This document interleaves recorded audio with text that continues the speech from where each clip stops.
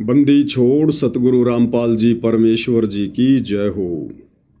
परम पिता परमात्मा सारी सृष्टि के रचनहार कुल मालिक असंख्य ब्रह्मांडों के स्वामी जगत गुरु तीनों लोकों में प्रवेश करके सबका धारण पोषण करने वाले राजाधिराज आत्माधार नाथों के नाथ देवों के देव महादेव सर्वेश्वर महेश्वर मृत्युंजय अजरो अमर आदि अनादि सनातनी प्रभु जगत पिता जगदीश्वर श्री श्री एक झार आठ की उपाधि के वास्तविक अधिकारी अकाल मूरत शब्द स्वरूपी राम वासुदेव सर्वगतम ब्रह्म परम पूज्य प्रथम पूज्य परम संत परम पुरुष परम धनी परम दयालु सत्य कबीर हक्का कबीर अल्लाहू अकबर बाखबर अल्लाह ताला जगत के तारणहार जगत के मुक्तिदाता जगत के जगन्नाथ हारे के सहारे हिंदुओं के राम मुसलमानों के अल्लाह सिखों के वाहिगुरु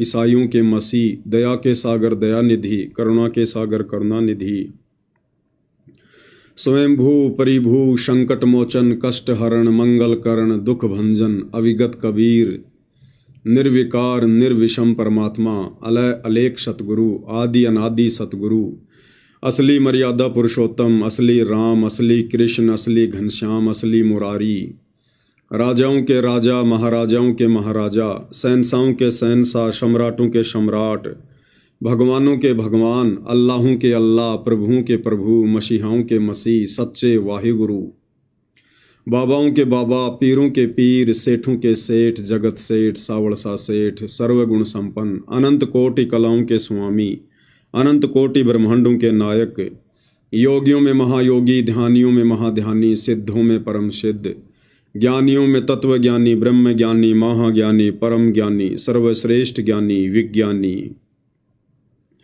युवा कबीर समृत कबीर असमवात अमित ओजा सच्चे रहनुमा करीम अल्लाह शुभान अल्लाह दुनिया के अंतिम पैगंबर 8 सितंबर 1951 से गांव धनाना जिला सोनीपत हरियाणा भारतवर्ष की पावन भूमि पे प्रकट रियल कल की भगवान श्री नारायण साकार हरि श्री बाबा साहेब नूर अनंत परमात्मा सच्चे दरवेश सच्चे बाखबर सत्य नारायण परमात्मा संत शिरोमणि सतगुरु रामपाल जी परमेश्वर जी के चरण कमल में साध संगति से जुड़े हुए देश विदेश से आप और हम सभी सत्सेवक भाई बहनों का अनंत कोटि दंडवत प्रणाम। भाई और बहनों, बहुत बड़ी दया बहुत बड़ी मेहर पूज्य गुरुदेव भगवान की सतगुरु रामपाल जी परमेश्वर जी की, जिनके शुभ आशीर्वाद से विशेष आशीर्वाद से आप और हम सभी सत्सेवक भाई बहन ज्ञान को आधार बनाकर गुरु को परमेश्वर मानकर घर को आश्रम बनाकर हर प्रकार से नियम और मर्यादाओं में रहते हुए हर प्रकार से संघर्ष करते हुए अपनी आत्मा के कल्याण हेतु निरंतर मोक्ष प्राप्ति के लिए भक्ति मार्ग पर आगे की ओर ही बढ़ रहे हैं। भाई और बहनों, ये विशेष रजा विशेष मेहर विशेष दया वर्तमान में साध संगति से जुड़े हुए सत्सेवक भाई बहनों के ऊपर जो बनी हुई है, इसके लिए भाई और बहनों युगों युगों के मजबूत भक्ति संस्कार चाहिए होते हैं। 1 2 10 या 100 जन्म की भक्ति से सेवा से दान से धर्म से ये उपलब्धि प्राप्त नहीं हो सकती, ये सद्बुद्धि प्राप्त नहीं हो सकती, ये परम सौभाग्य प्राप्त नहीं हो सकता। जो परम सौभाग्य इस 8 अरब की जनसंख्या में सतगुरु रामपाल जी परमेश्वर जी के भक्तों को और परमेश्वर रामपाल जी के लाखों की संख्या में जो भगत हैं उनमें से केवल चंद सत्सेवक भाई बहनों को जो उपलब्धि प्राप्त हो चुकी है, जो गुरुदेव का विशेष आशीर्वाद प्राप्त हो चुका है, हमारा जो ज्ञान योग परमेश्वर खोल चुके हैं, जो दिव्य दृष्टि खुल चुकी है, ये भाई और बहनों सबके लिए बहुत असंभव है, नामुमकिन है।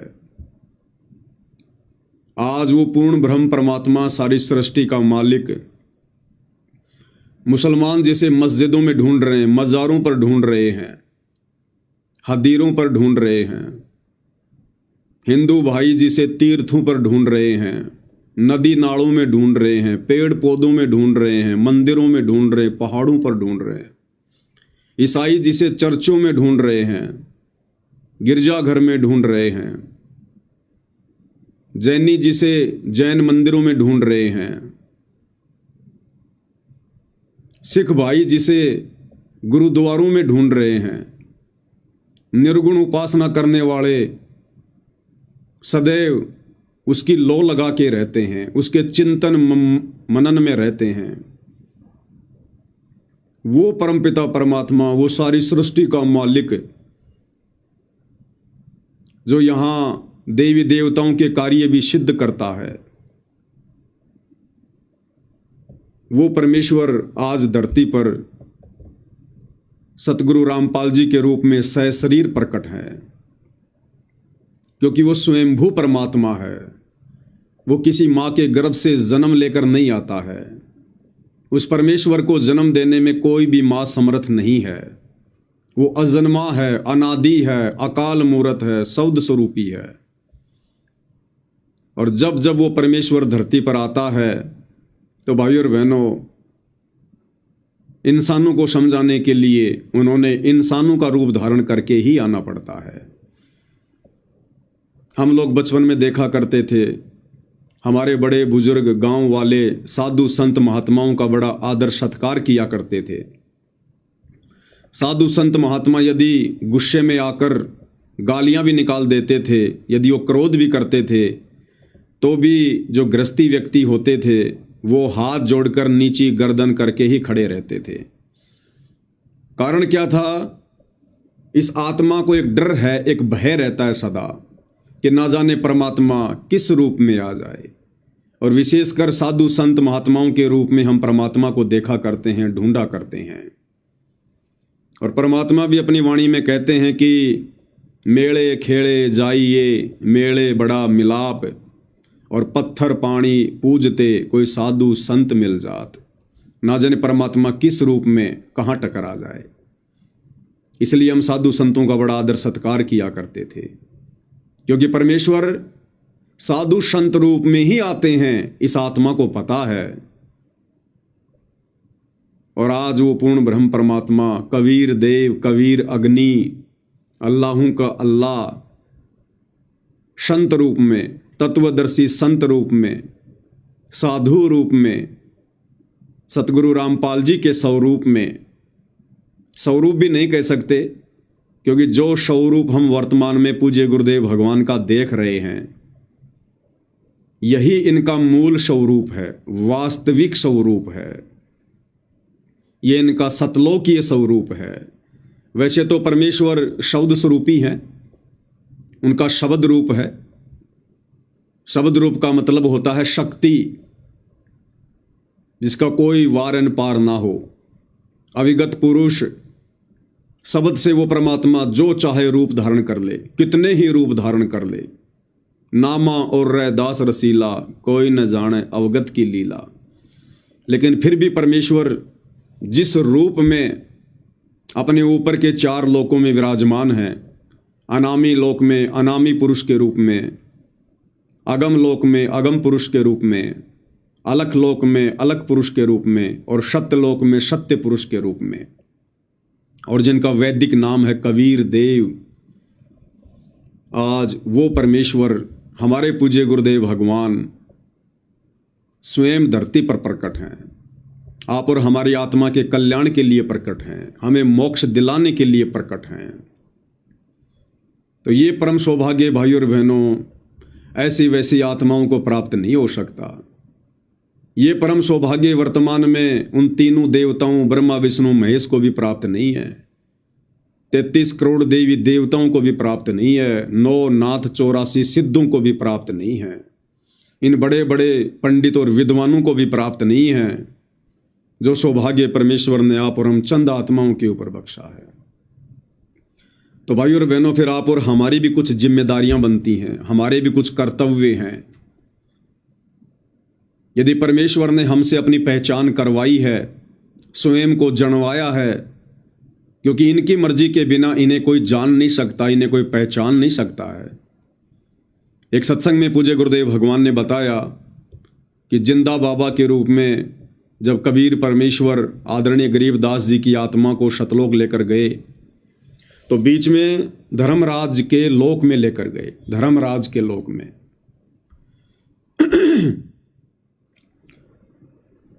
क्योंकि उन्होंने अपनी समर्थता से हम जीवों को परिचित करवाना था, आदरणीय गरीबदास जी को अपना गवाह बनाना था, आई विटनेस बनाना था। तो आदरणीय गरीबदास जी ने देखा कि जैसे ही परमेश्वर जिंदा बाबा के रूप में धर्मराज के दरबार में प्रवेश हुए, धर्मराज का सिंहासन हिलने लगा। वो धर्मराज जो तीनों लोकों का अकाउंट रखता है, ब्रह्मा विष्णु महेश की फाइल भी जिसकी टेबल पर पड़ी रहती है, 33 करोड़ देवी देवताओं की फाइल जिसके हाथ में है, वो सब का लेखा जोखा करता है एक ब्रह्मांड में। उस धर्मराज का सिंहासन हिलने लगा। उसको चिंता होने लगी, भय सताने लगा कि ये कौन परम शक्ति आ रही है। और जब गरीबदास जी के साथ में परमेश्वर वहां उपस्थित हुए, प्रकट हुए, तो धर्मराज ने खड़े होकर उनके चरण लिए मुकुट समेत। अब इसमें सबसे बड़ी बात क्या है भाइयों और बहनों? सबसे बड़ी बात इसमें क्या है? इसमें गुरुदेव भगवान ने जो सबसे अहम बात बताई, जिस बात को जानना आप और हमारे लिए बहुत जरूरी है, वो बात ये है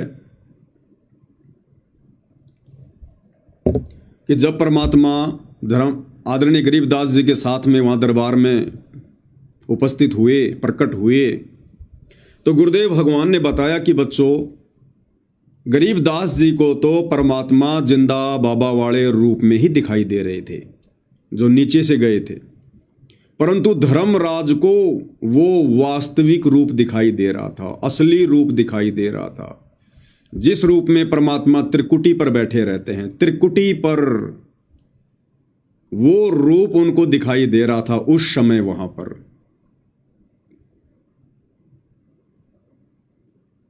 अब भाइयों और बहनों, गुरुदेव भगवान हमें क्या कहते हैं बार बार, हमें क्या समझाते हैं बार बार,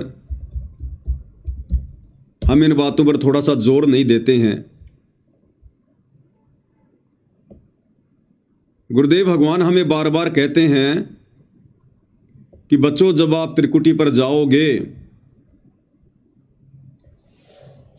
तो परमात्मा कबीर जी आपको दास के रूप में दर्शन देंगे, दास के रूप में मिलेंगे। यानी गुरुदेव भगवान कह रहे हैं कि मेरे रूप में आपको कबीर भगवान वहां त्रिकुटी पर मिलेंगे, जहां उनका ऑफिस है, जहां परमात्मा बैठे रहते हैं, त्रिकुटी कमल में। तो धर्मराज को कौन सा रूप दिखाई दे रहा था? परमेश्वर का वास्तविक रूप। और त्रिकुटी पर परमात्मा किस रूप में रहते हैं? गुरुदेव भगवान क्या कह रहे हैं, सुन लीजिएगा। तो गुरुदेव को आपने सपोज लो गुरुदेव भगवान है। अब जब आप यहां से जाओगे तो वहां परमात्मा जो है वो तेजो में शरीर युक्त है, करोड़ों सूर्य, करोड़ चंद्रमा, उनकी रोशनी जितना उनके एक रोमकूप का प्रकाश है। तो वो उसको नहीं पहचान सकोगे आप। वहां वो परमेश्वर अन्य रूप में, इस दास के रूप में आपके समक्ष होगा। अब जैसा आपका व्यवहार, बर्ताव, अंदर में दोष या पवित्रता होगी, तो यहाँ परमात्मा का एक रेस्ट वो है, राजदूत भवन है, वहां रखेगा त्रिकुटी पर। उस त्रिकुटी पर जाकर के जब यहाँ से आप त्रिकुटी तक तो पहुंच जाओगे, वहां से फैसला होगा। वहां आपके मन में जैसा भी दोष होगा या आपके अंदर समर्पण भाव होगा, निष्कपटता होगी, उनको वहां सेलेक्ट कर दिया जाएगा। वहां तो आपके चेहरे पर अपने आप लिख दिया जाएगा। वहां किसी पूछने की आवश्यकता कोई ना, मैं के गंदापन कर रहा था, कितनी मेरी गंदी सोच थी, मेरा किस प्रकार अच्छा भाव, तो वो अपने आप आपके मस्तिष्क पर कंप्यूटर की तरह आ जाएगी, जैसे डिस्प्ले पर आ जाती। तो उसी समय आपको रिजेक्ट कर दिया जाएगा और कई हजार लाखों वर्षों तक आपको फिर परमात्मा नहीं सिलेक्ट करेगा, यानी वापस नहीं संभालेगा। तो क्या कहा भाइयों और बहनों गुरुदेव भगवान ने? कि जब तुम त्रिकुटी पर जाओगे तो वहां परमात्मा इस दास के रूप में यानी हमारे पूज्य गुरुदेव भगवान के रूप में मिलेंगे। तो उस समय जो जिंदा बाबा वाला रूप था, जो गरीबदास जी को नीचे से ऊपर लेकर गए थे, तो गरीबदास जी को तो जिंदा बाबा वाला रूप दिखाई दे रहा था, लेकिन धर्मराय को परमेश्वर का वास्तविक रूप दिखाई दे रहा था। कौन सा? सतगुरु रामपाल जी परमेश्वर जी वाला।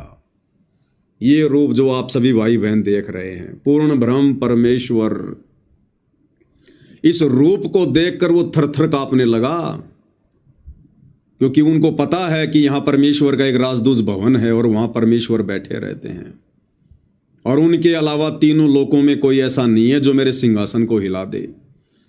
तो भाई और बहनों, आज आप और हम उस परम शक्ति की शरण में हैं, उस परम पिता परमेश्वर की शरण में हैं, जो अपनी गैर हाजिरी में तीनों लोकों में प्रवेश करके सबका धारण पोषण करता है। उस धर्मराज को भी वो अकाउंट करने की ड्यूटी, सबका लेखा जोखा रखने की ड्यूटी इसी कबीर परमेश्वर सतगुरु रामपाल जी ने बख्शी हुई है। आज आप और हम ऐसी परम शक्ति की शरण में हैं। अब भाई और बहनों, इतना सब कुछ समझ में आने के बाद, क्योंकि ये समझाने के लिए तो ही परमेश्वर ने पिछले 30 वर्षों से इतना संघर्ष किया है, गांव गांव जाकर सत्संग किए हैं, नगर नगर जाकर परमेश्वर ने प्रवचन किए हैं, आप और हमारे लिए डीवीडी, सीडी, मेमोरी कार्ड, ये सब कुछ बनाए हैं। इतना प्रयास किया है परमात्मा ने, एक आम व्यक्ति की भूमिका करते हुए, लीला करते हुए। तो अब भाई और बहनों, आप और हमारे अंदर बिल्कुल भी परमेश्वर की पहचान को लेकर कच्चापन नहीं रहना चाहिए। हमने अब शौपन में भी अपने पूज्य गुरुदेव भगवान के अलावा किसी और में परमात्मा के दर्शन नहीं करने चाहिए। दुनिया हमें कितना ही भटकाने और भरमाने का प्रयास क्यों ना करे, हमारे भगत भाई हमें कितना ही भटकाने और भरमाने का प्रयास क्यों ना करें, लेकिन हमारी अंतरात्मा ने जो स्वीकार कर लिया है, हमने उसके ऊपर दृढ़ रहना है, दृढ़। और कहते हैं कि भगवान तो कण कण में है, कण कण में, घट घट में है परमात्मा, घट घट में। और परमेश्वर की स्वयं की वाणियां हैं, अमर वाणियां, जिनको कोई जुठला नहीं सकता। मोकू कहाँ ढूंढे रे बंदे, मैं तो तेरे पास में। घट ही में गंगा, घट ही में जमुना, और घट ही में है जगदीश सतगुरु तारेंगे। स्वर्ग सात आसमान पर भटकत है मनमूड, अरे वो खालिक तो खोया नहीं, इसी महल में ढूंढ। तो अब हमने धोखा नहीं खाना है भाई और बहनों, बिल्कुल भी, किसी भी कीमत पर। ये हमारे विश्वास की अंतिम परीक्षा चल रही है, अंतिम परीक्षा। और दास की जिम्मेदारी बनती है कि आप सभी भगत भाई बहनों को मैं समय से पहले ही अवगत करवा दूं, परिचित करवा दूं।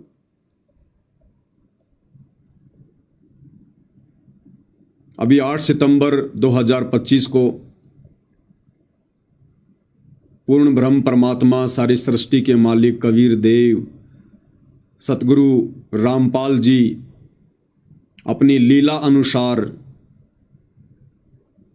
8 सितंबर 1951 को भारतवर्ष की पावन भूमि पर प्रकट हुए हैं। उस पवित्र दिन की यादगार में, जब से परमेश्वर ने हमें सद्बुद्धि दी है, हमारा ज्ञान योग खोला है, तब से हम प्रतिवर्ष ये दिन सतगुरु प्रकट दिवस के रूप में मनाते हुए आ रहे हैं।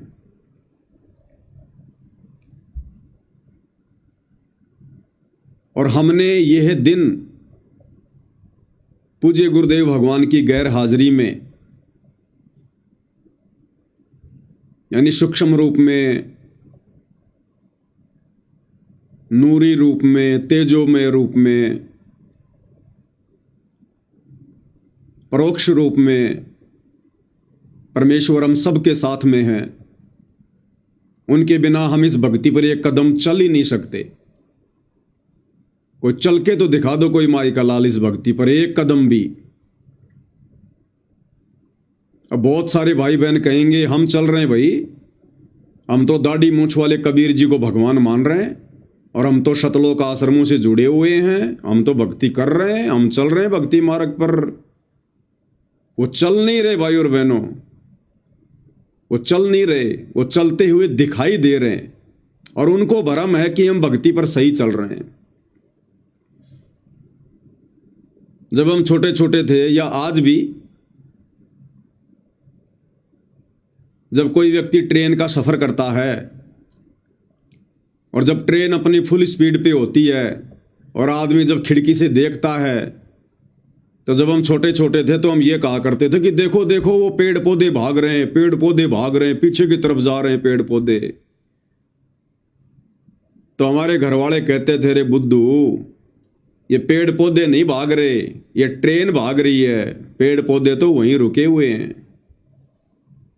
तो इन सतलोक आश्रमों से जुड़े हुए भाई बहनों को ये भ्रम है कि हम भक्ति मार्ग पर आगे बढ़ रहे हैं, आगे बढ़ रहे हैं हम भक्ति मार्ग पर।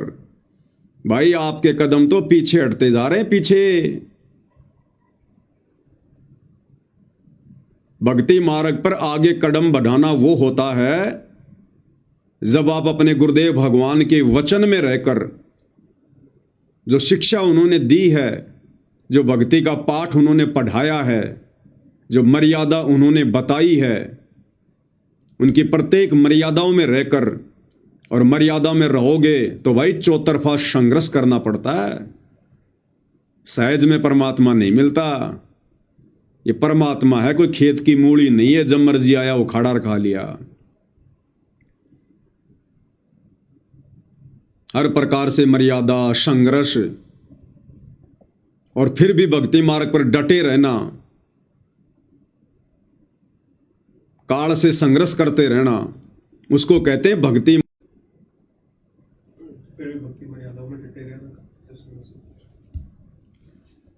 बाकी जो लोग कहते हैं कि हम तो भक्ति मर्यादाओं पर हैं, हमारे कदम आगे की ओर बढ़ रहे हैं, भाई तुम्हारे कदम तो राजनेताओं की रैलियों की तरफ बढ़ रहे हैं, तुम्हारे कदम आन उपासनाओं की तरफ बढ़ रहे हैं, तुम्हारे कदम काल के मुख की तरफ बढ़ रहे हैं, तुम्हारे कदम भक्ति मार्ग की तरफ नहीं बढ़ रहे, परमेश्वर को प्रसन्न करने की तरफ नहीं बढ़ रहे।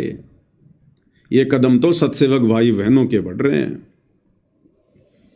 तो भाई और बहनों, हमने इसी प्रकार से कदम आगे बढ़ाते हुए पूज्य गुरुदेव के अमर तत्व ज्ञान को आधार बनाते हुए, गुरुदेव की गैर हाजिरी में घर को आश्रम बनाकर शतभक्ति करते हुए, हर प्रकार से संघर्ष करते हुए, गुरुदेव पर विश्वास रखते हुए, आप और हमने ये 8 सितंबर 2025 का पावन दिन, ये पवित्र दिन, जिस दिन परमेश्वर इस धरा पर प्रकट हुए आप और हमारे आत्मिक कल्याण के लिए, तो 8 सितंबर का वो पवित्र दिन सतगुरु प्रकट दिवस के रूप में हम सभी सत्सेवक भाई बहनों ने अपने अपने घर पर ही मनाना है।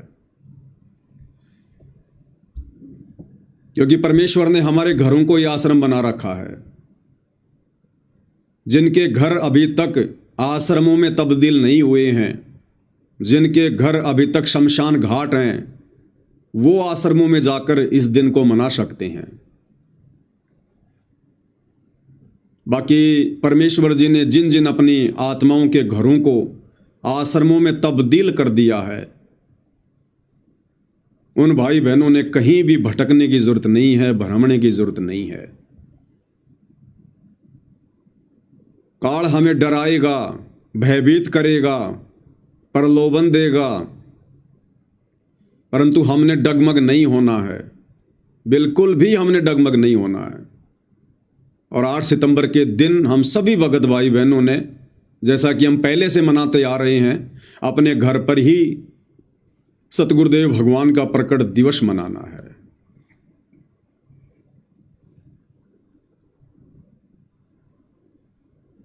और जो भगत भाई बहन, जैसी भी जिनकी श्रद्धा है, जैसी भी जिनकी आर्थिक स्थिति है, विशेषकर 8 सितंबर के दिन आप जितने प्रकार के व्यंजन बना सकते हैं, जितने प्रकार की मिठाइयाँ बना सकते हैं, जो मिठाइयाँ गुरुदेव भगवान ने भोग की आरती के समय लिखी हुई हैं,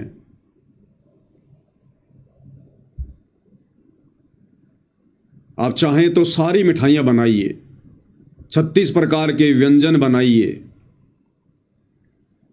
परमेश्वर जी को रिझाने के लिए, उनको मनाने के लिए।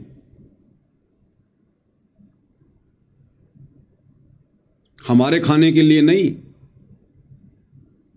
परमेश्वर को रिझाने के लिए कि परमेश्वर, हमने गीता अध्याय 3 श्लोक 13 के अनुसार आप जी को परमेश्वर के रूप में पहचान लिया है, जान लिया है, और आपके विधान अनुसार परमेश्वर ये 36 प्रकार के या 56 प्रकार के जो व्यंजन हैं, जो ये दुनिया नादानी में इन पत्थरों को लगा रही है, इन नकली और पाखंडी अज्ञानी ज्ञानहीन साधु संत महात्माओं को पूर्ण गुरु मानकर, भगवान का अवतार मानकर उनको चढ़ा रही है।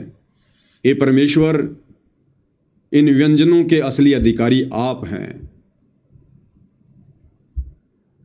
और जब घर घर में परमेश्वर को भोग लगेगा, बड़ी भोग की आरती के साथ 8 सितंबर को घर घर में परमेश्वर जी की 5 दीपक वाली आरती के साथ में आरती उतारी जाएगी, परमेश्वर बहुत प्रसन्न होंगे, अति प्रसन्न होंगे परमात्मा। ये परमात्मा भक्ति से प्रसन्न होता है, भगत के सेवा भाव से प्रसन्न होता है, भगत की भक्ति पर सच्ची लगन और श्रद्धा से प्रसन्न होता है। तो हमने तो परमात्मा ही प्रसन्न करना है, और यदि भगवान प्रसन्न हो गया तो हमारा तो काम बन गया। तो भाइयों और बहनों, भक्ति के साथ साथ हमारी परीक्षा भी चलेगी, साथ साथ चलेगी। अब इसमें आप और हमारी सबसे बड़ी परीक्षा क्या हो सकती है भाइयों और बहनों? जो दास को परमात्मा प्रेरणा कर रहे हैं, समय रहते आपके सामने ये बातें रख दूं ताकि कल को कोई भाई बहन भ्रमित ना हो। ये समय हमारी परीक्षा का है, अभी हमारी परीक्षा समाप्त नहीं हुई है। वैसे तो अंतिम श्वास तक हमारी परीक्षा चलेगी। परमात्मा कहते हैं, हंसा तब लग डर के रहे जब तक पिंजड़ श्वास। जब तक भगत के शरीर में श्वास हैं, प्राण हैं, तब तक भक्ति मार्ग पर डर कर ही भक्ति करते रहना है। पाकी फसल देख कर गरबैयो मत किसान, अबहू तो झोले बहुत हैं, भाई घर आले तब जान।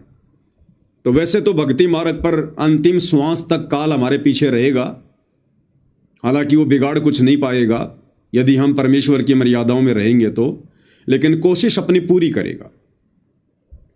लेकिन हमारी जो मुख्य परीक्षा है, जो सन 2014 बरवाला कांड के बाद से शुरू है, यानी जिस दिन गुरुदेव भगवान बरवाला कांड के माध्यम से शारीरिक तौर पर दुनिया की नज़रों में हिसार की छोटी जेल में जाकर बैठे थे, वो दिन हमारी परीक्षा का दिन शुरू था, स्टार्ट था। और जिस दिन गुरुदेव भगवान सांसारिक दृष्टि में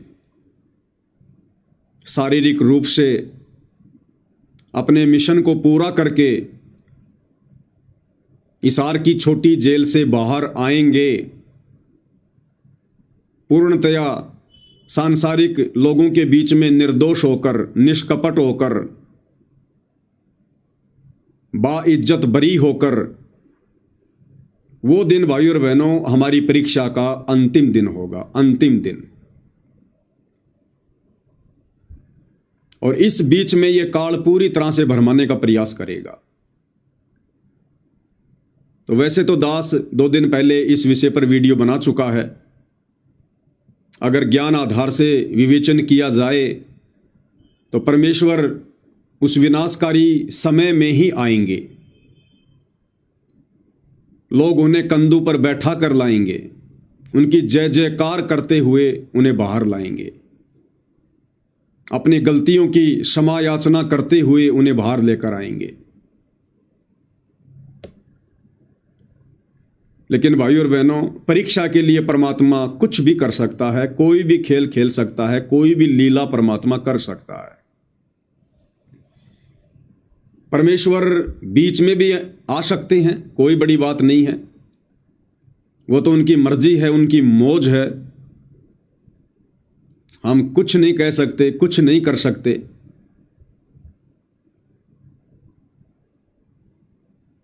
तो यदि पूज्य गुरुदेव भगवान ने हम भक्तों की ओर कठिन परीक्षा के लिए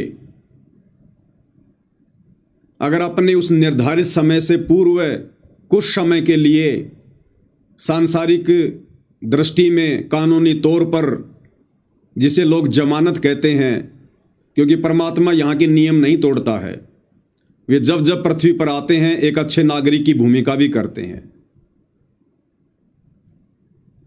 तो हो सकता है परमेश्वर हमारे विश्वास की परीक्षा के लिए एक झटका और देना चाहें। हम सत्सेवक भाई बहनों को, अपने हीरों को परमेश्वर ने जो घण की चोट मार मार के साथ संगति से जोड़ा है, क्या पता परमेश्वर और चोट मारना चाहते हों। और यदि गुरुदेव भगवान उस विनाशकारी समय 2028 से पहले कुछ दिनों के लिए यदि हिसार की छोटी जेल से बाहर आना चाहें, तो भाई और बहनों, वो आप और हमारी परीक्षा का और कठिन समय होगा, कठिन समय। देखो, दास केवल अपने विचार प्रकट करेगा, क्योंकि मैं अपनी बातें किसी के ऊपर थोप नहीं सकता।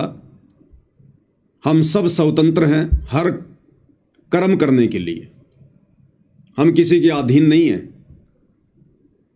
और सदा से दास केवल आप लोगों को अपना मत ही बताता आया है।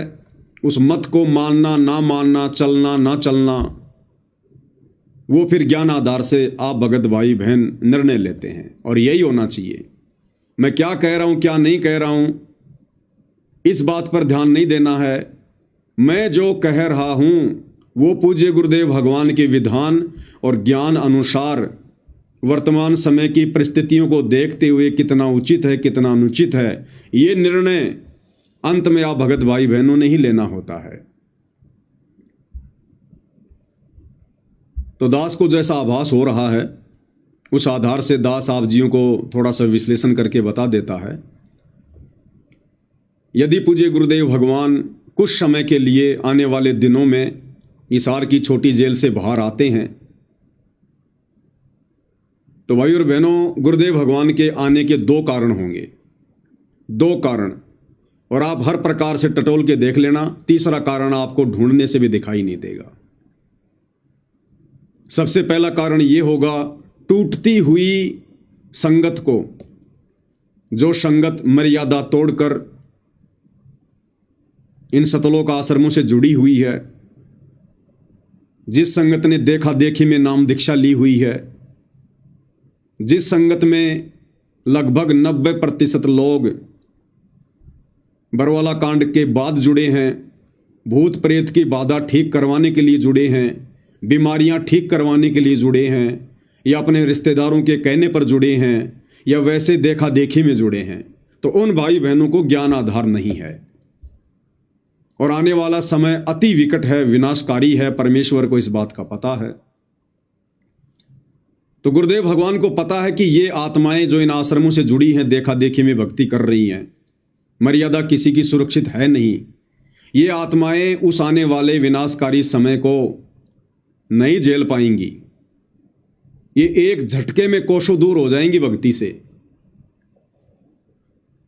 तो हो सकता है परमेश्वर उन आत्माओं को थोड़ी हिम्मत देने के लिए कि यदि मैं एक बार बीच में कुछ दिनों के लिए सांसारिक तौर पर जमानत पर, या जिसको कहते हैं पैरोल, जिस प्रकार राम रहीम जी आते हैं पैरोल पर, 40-40 दिन की पैरोल पर, तो हो सकता है परमेश्वर उन सतलोक आश्रमों से जुड़ी हुई कमजोर आत्माओं को थोड़ी हिम्मत देने के लिए, उनको दर्शन देने के लिए कुछ समय के लिए बाहर आ सकते हैं, ताकि उन आत्माओं को थोड़ी सी दृढ़ता मिल जाए जिनको सारा दिन यही सुनने को मिलता है कि तुम्हारे गुरुजी जेल से बाहर नहीं आएंगे, तुम्हारे गुरु भगवान है तो जेल से बाहर तो निकल के दिखाओ। जो आत्माएं डगमग हैं, जिनका विश्वास दृढ़ नहीं है, जो काल की मार को झेल नहीं सकती हैं, हो सकता है उन आत्माओं को उस विनाशकारी समय से पहले थोड़ी हिम्मत देने के लिए, दृढ़ता देने के लिए, ताकि उन आत्माओं को एक नई हिम्मत मिले कि अगर गुरुदेव भगवान जमानत पर आए हैं तो परमानेंट भी आएंगे। क्योंकि इतना विश्वास उनको नहीं है, क्योंकि आजीवन उम्र कैद की 2-2 मामलों में गुरुदेव को सजा हो रखी है।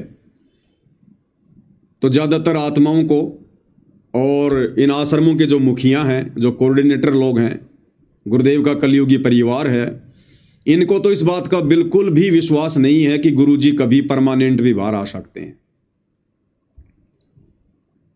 तो हो सकता है परमेश्वर उन आत्माओं को थोड़ी हिम्मत देने के लिए ये लीला भी कर सकते हैं परमेश्वर।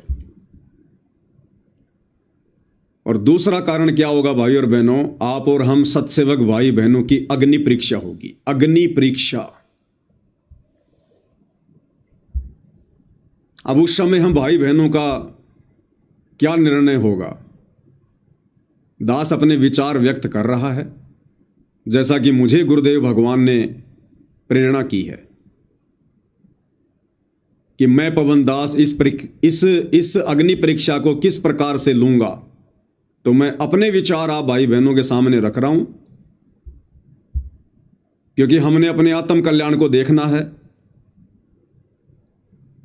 हमने इस ज्ञान को आधार बनाकर आगे बढ़ना है।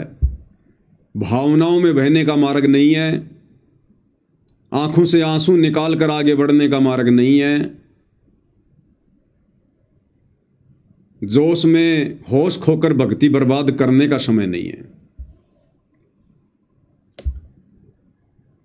यदि गुरुदेव भगवान कुछ समय के लिए आ भी जाते हैं तो फिलहाल तो परमेश्वर इन आश्रमों में ही आएंगे, क्योंकि ज्यादातर संगत इन आश्रमों से जुड़ी हुई है। तो भाई और बहनों, दास की भी अग्नि परीक्षा है। तो दास उस समय भाई और बहनों उन आश्रमों में नहीं जाएगा। अब यहां पर जो कमजोर आत्माएं होंगी वो तुरंत अपने विचार व्यक्त कर देंगे काल प्रेरणा से कि देखो भाई, हम तो पहले ना कहा करते थे कि ये पवनदास पक्का काल का दूत है। जब कल को गुरुजी आएंगे तब भी ये यही कहेगा कि नहीं नहीं नहीं, गुरुजी तो हमारे घर पर ही हैं, गुरुजी तो हमारे साथ में ही हैं, हम नहीं जाएंगे, हम नहीं जाएंगे। तो भाई और बहनों, वो तो उनकी सोच है बेचारों की, उन तो सदा से ऐसी सोच रही है उनकी तो। लेकिन हम क्यों नहीं जाएंगे? क्योंकि गुरुदेव भगवान तो हमें बुलाएंगे नहीं, क्योंकि परीक्षा अभी समाप्त हुई नहीं है। अभी परीक्षा समाप्त हुई नहीं है, तो गुरुदेव भगवान तो हमें बुलाएंगे नहीं। और इन सतलोक आश्रम वालों के कहने से हम जाएंगे नहीं। ना हम इनके पीले पर्चों पर विश्वास करते हैं, ना हम इनके कोऑर्डिनेटरों के मनमुखी आदेशों पर विश्वास करते हैं। जब वर्तमान में नहीं कर रहे तो हम कल को भी नहीं करेंगे, क्योंकि ये लोग भक्ति मार्ग में रिजेक्ट हैं, ये लोग फैल हैं, ये लोग काल की गुलामी कर रहे हैं, काल का कार्य सिद्ध कर रहे हैं। तो पूज्य गुरुदेव भगवान तो कहेंगे नहीं कि भाई सत्सेवकों तुम आ जाओ, साथ संगत वालों तुम आ जाओ, आशीर्वाद ले लो, दर्शन कर लो। परमात्मा नहीं कहेंगे।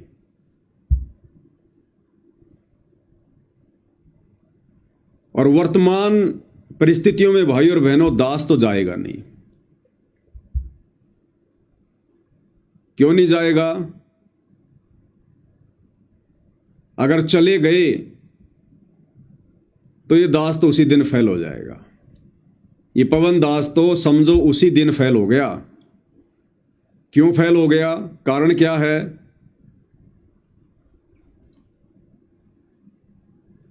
आज गुरुदेव भगवान ने आप और हमारे ऊपर जो रजा बख्शी हुई है, जो दया बख्शी हुई है, जो सद्बुद्धि बख्शी हुई है, और जिस प्रकार से घर बैठे हमसे भक्ति करवा रहे हैं, ये भक्ति संगत में कोई नहीं कर रहा।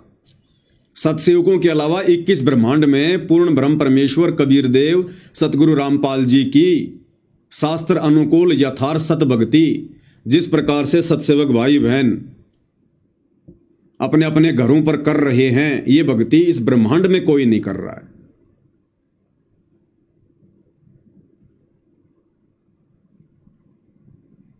आज हम गुरुदेव भगवान की गैर हाजिरी में, सांसारिक तौर पर, शारीरिक तौर पर उनकी गैर हाजिरी में हम उनकी किस प्रकार से भक्ति कर रहे हैं, किस प्रकार से भक्ति कर रहे हैं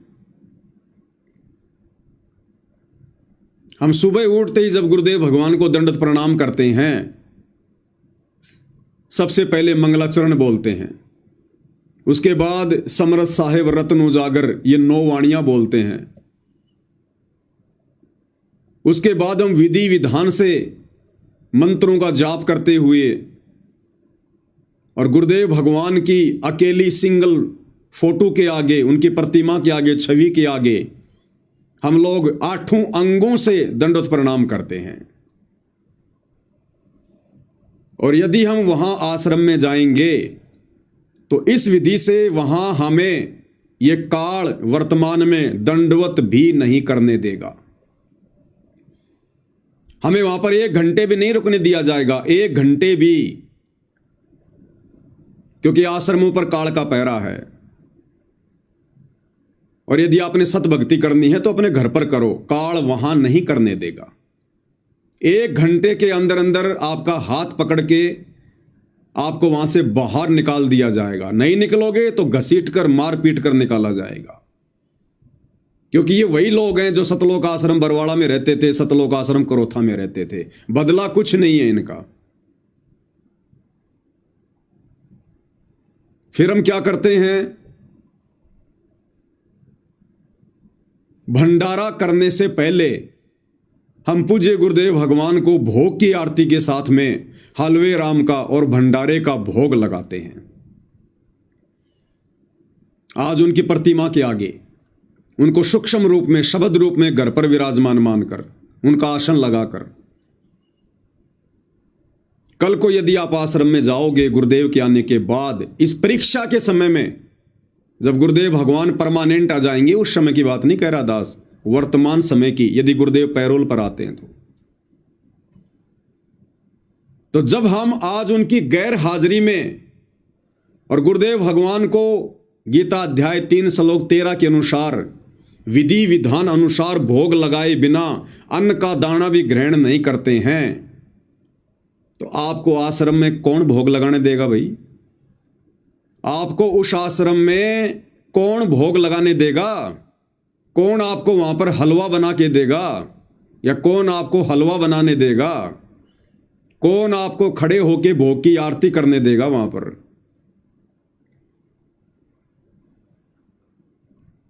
अरे जब उनकी गैर हाजिरी में कर रहे हैं तो आश्रम में तो वे साक्षात बैठे हैं। फिर साक्षात परमेश्वर को भोग लगाए बिना हम कैसे अन्न जल ग्रहण कर सकते हैं?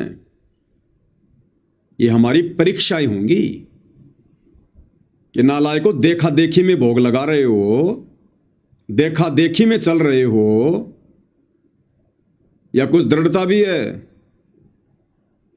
तो बताइए वहां आपको कौन भोग लगाने देगा? यदि आपने बिना भोग लगाए खाया तो इसका मतलब वर्तमान में आप ढोंग कर रहे हो, पाखंड कर रहे हो, दिखावा कर रहे हो, ड्रामा कर रहे हो। वो अंतर्यामी तो वहां बैठा बैठा सब कुछ देख रहा है। अंतर्यामी गुरुदेव तो अंदर बैठे बैठे सब कुछ देख रहे होंगे। फिर हम क्या करते हैं, जैसे ही संध्या आरती का समय होता है, हम 5 दीपक वाली आरती के साथ पूज्य गुरुदेव भगवान की आरती उतारते हैं। ये विधान है, पाती पंच पोहप कर पूजा, देव निरंजन और न दूजा। अब यदि आप आश्रम में गए और संध्या आरती शुरू हुई तो आप वैसे तो आरती करोगे नहीं जैसा कि ये आश्रम वाले भाई बहन करते हैं। ये तो केवल फॉर्मेलिटी करते हैं। कोई बैठा है, कोई लेटा है, कोई बाथरूम में है, कोई क्या कर रहा है। इनका तो वही नियम, वही शेड्यूल। और हमें पता है कि साक्षात परमात्मा आश्रम में विराजमान है, गुरुदेव भगवान साक्षात विराजमान है। तो क्या आप 5 दीपक वाली आरती के बिना अपने पूज्य गुरुदेव भगवान की संध्या आरती किए बिना रह पाएंगे? लेकिन तुम्हें करने कौन देगा? तुम्हें करने कौन देगा? गुरुदेव तो अंदर बैठे होंगे, बाहर तो इन्हीं लोगों का पहरा होगा, काल के एजेंटों का। तुम्हें वहां कौन घी गरम करने देगा? तुम्हारी 5 दीपक वाली थाली भी कोई अंदर नहीं जाने देगा, वहीं चेक करके तुम्हें बाहर कर दिया जाएगा।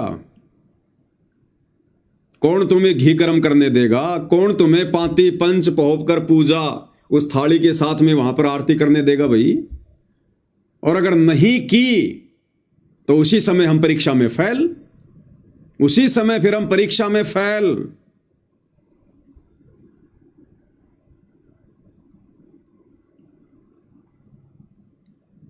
अब कोई ये सियाना ना बने कि भाई ये तो हमारी मजबूरी होगी, ये तो हमारी मजबूरी होगी। कल को कुछ होगा तो कह देंगे गुरुजी हम तो करना चाहते थे लेकिन हमें करने नहीं दिया गया। तो परमात्मा एक ही जवाब देंगे कि गधे, जब तू प्रतिदिन अपने घर पर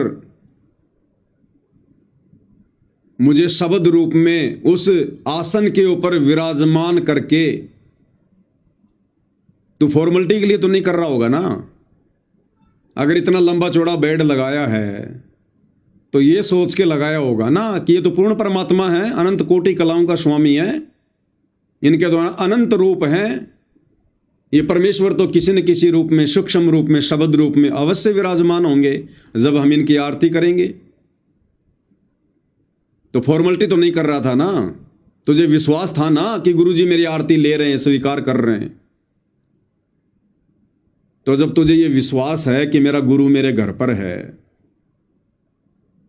और किस विधि से गुरुदेव भगवान की मैंने आरती करनी है, किस विधि से मैंने भोग लगाना है, किस विधि से रोजाना मेरी दिनचर्या है भक्ति वाली, फिर तू यहां क्या अंडे लेने आया था? तू मुझे शरीर में मान रहा है क्या?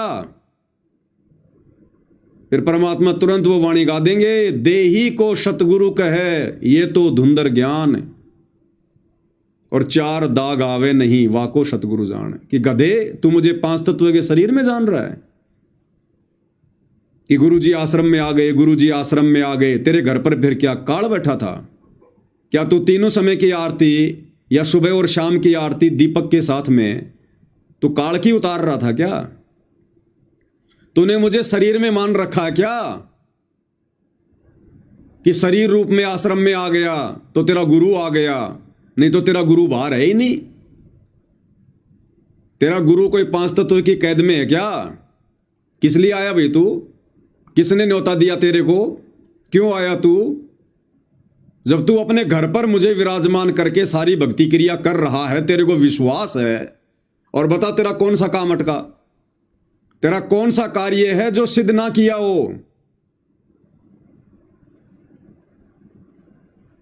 फिर यहां क्यों आ गया भाई? जब तुझे पता है कि अभी परीक्षा चल रही है, अभी कुछ भी नहीं बदला है, तुझे यहां पर यह क्रिया नहीं करने दी जाएगी।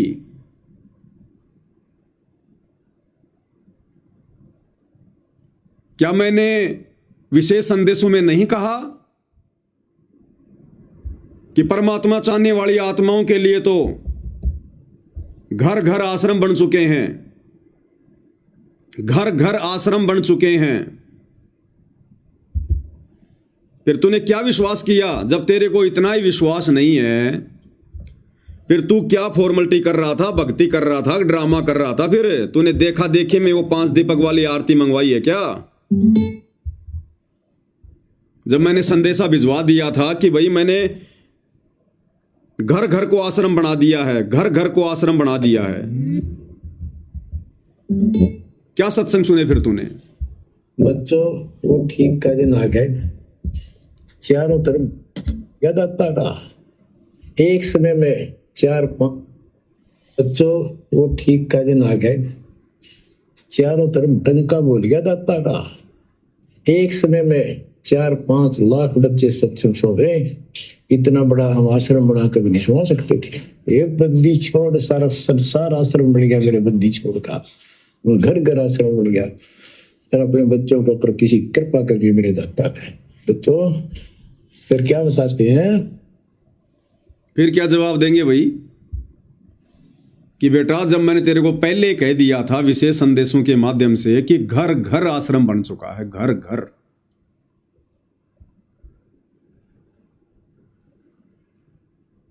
तो मैं तो तेरे घर पर भी बैठा हूं, तेरे घर पर भी विराजमान हूं, वरना तेरी आरती स्वीकार करने के लिए काल आ रहा है क्या? तेरा भोजन स्वीकार करने के लिए काल आ रहा है क्या? ये लाखों की भीड़ से अधिक तेरे को जो ये सद्बुद्धि बख्शी है, ये काल ने बख्शी है क्या? फिर क्या जवाब देंगे? और गुरुदेव भगवान कहेंगे तू कहां आ गया भाई? अरे तू कहां आ गया? मुझे प्राप्त करने के लिए तू कहां आ गया? कबीरा तहां जाइए रह संतन की प्रीत, इष्ट मिले और मन मिले और मिले सकल सब रीत। तू कहां आ गया? इस आश्रम की भीड़ में इन लोगों के साथ में भले ये तेरे गुरु भाई हैं, लेकिन तुम दोनों के विचारों में कितना अंतर है? सतगुरु को देखने का नजरिया तुम दोनों का कितना अलग है? तुम दोनों के इष्ट कहां मिलते हैं? इष्ट मिले और मन मिले, मिले सकल सब रीत। तो बता भाई, इन आश्रम वालों के और तुम साथ संगति वालों का इष्ट कहां मिल रहा है? अरे इन आश्रम वालों का इष्ट तो आज भी वही दाढ़ी मूछ वाला नकली कबीर है। और तुमने किसको अपना इष्ट मान रखा है कि गुरुदेव आपको? तो यहां क्या फिर तू टिंडे लेने आया है? जब तुझे पता है कि इन आश्रमों में मेरे गुरुदेव को इष्ट मानकर पूजा नहीं होती, भक्ति नहीं होती, तुम्हारा और इनका इष्ट नहीं मिल रहा, क्यों आया तू यहां पर? तुम्हारा और इनका मन कहां मिल रहा है? इनके और तुम्हारे विचारों में तो रात दिन का अंतर है। इनके मन में तो 24 घंटे राजनीति बसी रहती है, गंदगी बसी रहती है। इनके मन में तो बकवादें चलती रहती हैं। और तुम्हारा मन कितना साफ सुथरा और पवित्र कर दिया गया है साध संगति के माध्यम से। क्यों आया? इष्ट मिले, मन मिले और मिले सकल रस रीत। क्या तुम्हारी और इन आश्रम वालों की रीतियां मेल खा रही हैं? अरे बगुला और हंस, कभी उनके विचार एक हो सकते हैं? इनकी रीति है, ये तो अनुपासना भी करते हैं। परशुराम की जयंती में गए, नकली कबीर पंथियों की जयंती में गए सिरसा में, अयोध्या में इन्होंने भंडारा लगा दिया अनुपासकों के लिए। ये तो अनुपासना भी करते हैं। तुम्हारी और इनकी रीति कहां मिली? ये तो राजनेताओं के पीछे दौड़ते हैं, ये तो राजनीतियां भी करते हैं। तुम्हारी और इनकी रीति कहां मिल रही है? क्या तुम भी राजनीति करते हो? तो तुम्हारे और इनके जो विचार ही मेल नहीं खा रहे, तुम्हारा और इनका मन ही मेल नहीं खा रहा, तुम्हारा और इनका इष्ट ही नहीं मिल रहा, फिर क्यों आया? क्या ये आश्रम मैंने बनाए? क्या ये आश्रम मेरी अनुमति से बने? फिर तूने क्या सीखा, क्या समझा फिर तूने? तो क्या जवाब देंगे? कहां दंडवत करोगे? वहां किसको दंडवत करोगे? आपको एक सिंगल फोटो भी अपने परमेश्वर रामपाल जी की नहीं मिलेगी वहां पर, एक सिंगल फोटो भी। कहां दंडवत करोगे? किसको दंडवत करोगे? किसको देखोगे? कोई जवाब नहीं होगा। और अग्नि परीक्षा फिर क्या मिलेगा? फिर सीधे सीधे वापस नहीं आ पाओगे, अपना सब कुछ गवा कर वापस आओगे, सारी भक्ति क्रिया गवा कर वापस आओगे, सारा भक्ति धन गवा कर वापस आओगे। और फिर तुम्हें वो करना पड़ेगा जो आज ये आश्रम वाले कर रहे हैं। वो तो काल के आश्रम हैं, वो तो आज भी गुरु को सलाह देते हैं, वो तो आज भी गुरु को मानुष मानते हैं।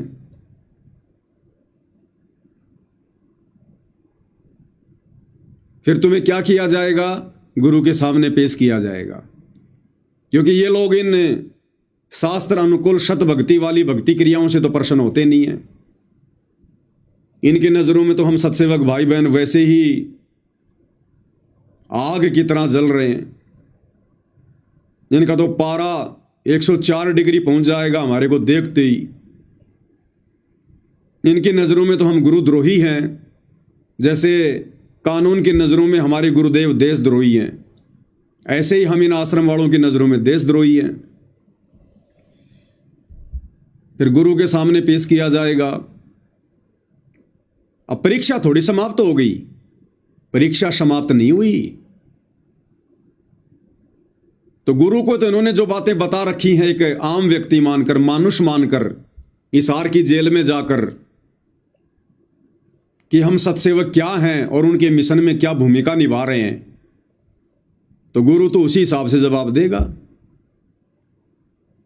और ये तो धड़ल्ले से कहेंगे, इनको कोई शर्म तो है नहीं। ये आश्रम वाले तो कहेंगे, देखो गुरु जी ये पाखंडी, देखो ये आपका प्रकट दिवस मना रहे हैं कि संत रामपाल जी का जन्म नहीं हुआ, ये आपको भोग लगा रहे हैं। कबीर साहिब की इन्होंने फोटो फाड़ दी, और गुरुदेव ये आपकी आरती उतार रहे हैं, जबकि आपने तो आरती उतारने के लिए मना किया है। ये सारी बातें, और परीक्षा समाप्त थोड़ी हुई है। फिर गुरु क्या कहेगा? धमकाएंगे हमें ही डांटेंगे और कहेंगे, नालायकों तुम्हारे को किसने कहा था? क्या मैंने तुम्हें कहा कि मेरी आरती उतारो? मैंने तुम्हें कहा कि मेरे को भोग लगाओ? मैंने तुम्हें कहा कि कबीर की फोटो फाड़ो? तुम सबके एक नाम खंड हैं, तुम जितने भी लोग हो तुम सबके नाम खंड हैं। और मैंने कितनी बार ऑडियो में बोला, वीडियो में बोला, लेटर लिख के दे दिए। उस पवन जयपुर वाले के साथ में तुम जितने भी हो तुम सबके नाम खंड हैं। अगर भक्ति करनी है तो नाम शुद्ध करवाओ, जाके नाम शुद्ध करवाओ और आश्रमों में आओ, भक्ति करो, सेवा करो। दोबारा यदि कभी भी उसकी तरफ चले गए, उसका वीडियो भी देख लिया, तो मिशन से सदा के लिए बाहर निकाल दूंगा। ये इनाम मिलेगा, ये पुरस्कार मिलेगा, भारत रत्न अवार्ड। यदि वर्तमान इस परीक्षा के समय में यदि गुरुदेव भगवान आप और हमारी अग्नि परीक्षा लेने के लिए अगर कुछ दिनों के लिए पैरोल पर बाहर आते हैं तो, और यदि सत्सेवक भाई बहन अपने आप को डेढ़ शाना समझकर यदि उन आश्रमों में जाते हैं, तो सबको पकड़ पकड़ के स्पेशल गुरु जी के सामने पेश किया जाएगा। स्पेशल पकड़ पकड़ के,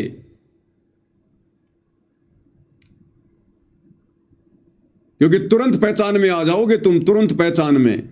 तुम वो वहां कर ही नहीं सकते जो आश्रम वाले कर रहे हैं। तो तुम्हारी भक्ति क्रिया देखकर तुम खड़े होकर आरती करोगे, बाकी लोग नीचे बैठकर करेंगे। तुम दंडोत करोगे विधि विधान से 8 अंगों सहित, और वो पढ़ेंगे ऐसे जैसे भैंस गिरती है चारे के ऊपर। जैसे कोई भूखी भैंस होती है, उसको हरा हरा चारा दिख जाए, वो तुरंत मुंह मारती है, तुरंत टूट के पड़ती है। तो ये लोग तो ऐसे पढ़ेंगे टूट के। ये ना कोई मंत्र जाप करते, ना कोई समरथ साहिब रत्न उजागर बोलते, कुछ नहीं बोलते। तो तुरंत पहचान में आओगे। फिर तुम बैठोगे तो तुम अपने घरविद की बात नहीं करोगे, रिश्तेदारी की बात नहीं करोगे, बच्चों की रेमेणी की बात नहीं करोगे। तुम बात करोगे ज्ञान आधार से, और ये ज्ञान आधार वाली बात वहां उन लोगों को अच्छी नहीं लगेगी। तो या तो तुम्हारी जूतों से पिटाई होगी, और फिर सबसे बड़ा जूता पड़ेगा गुरुदेव भगवान का कि गधे इंसान।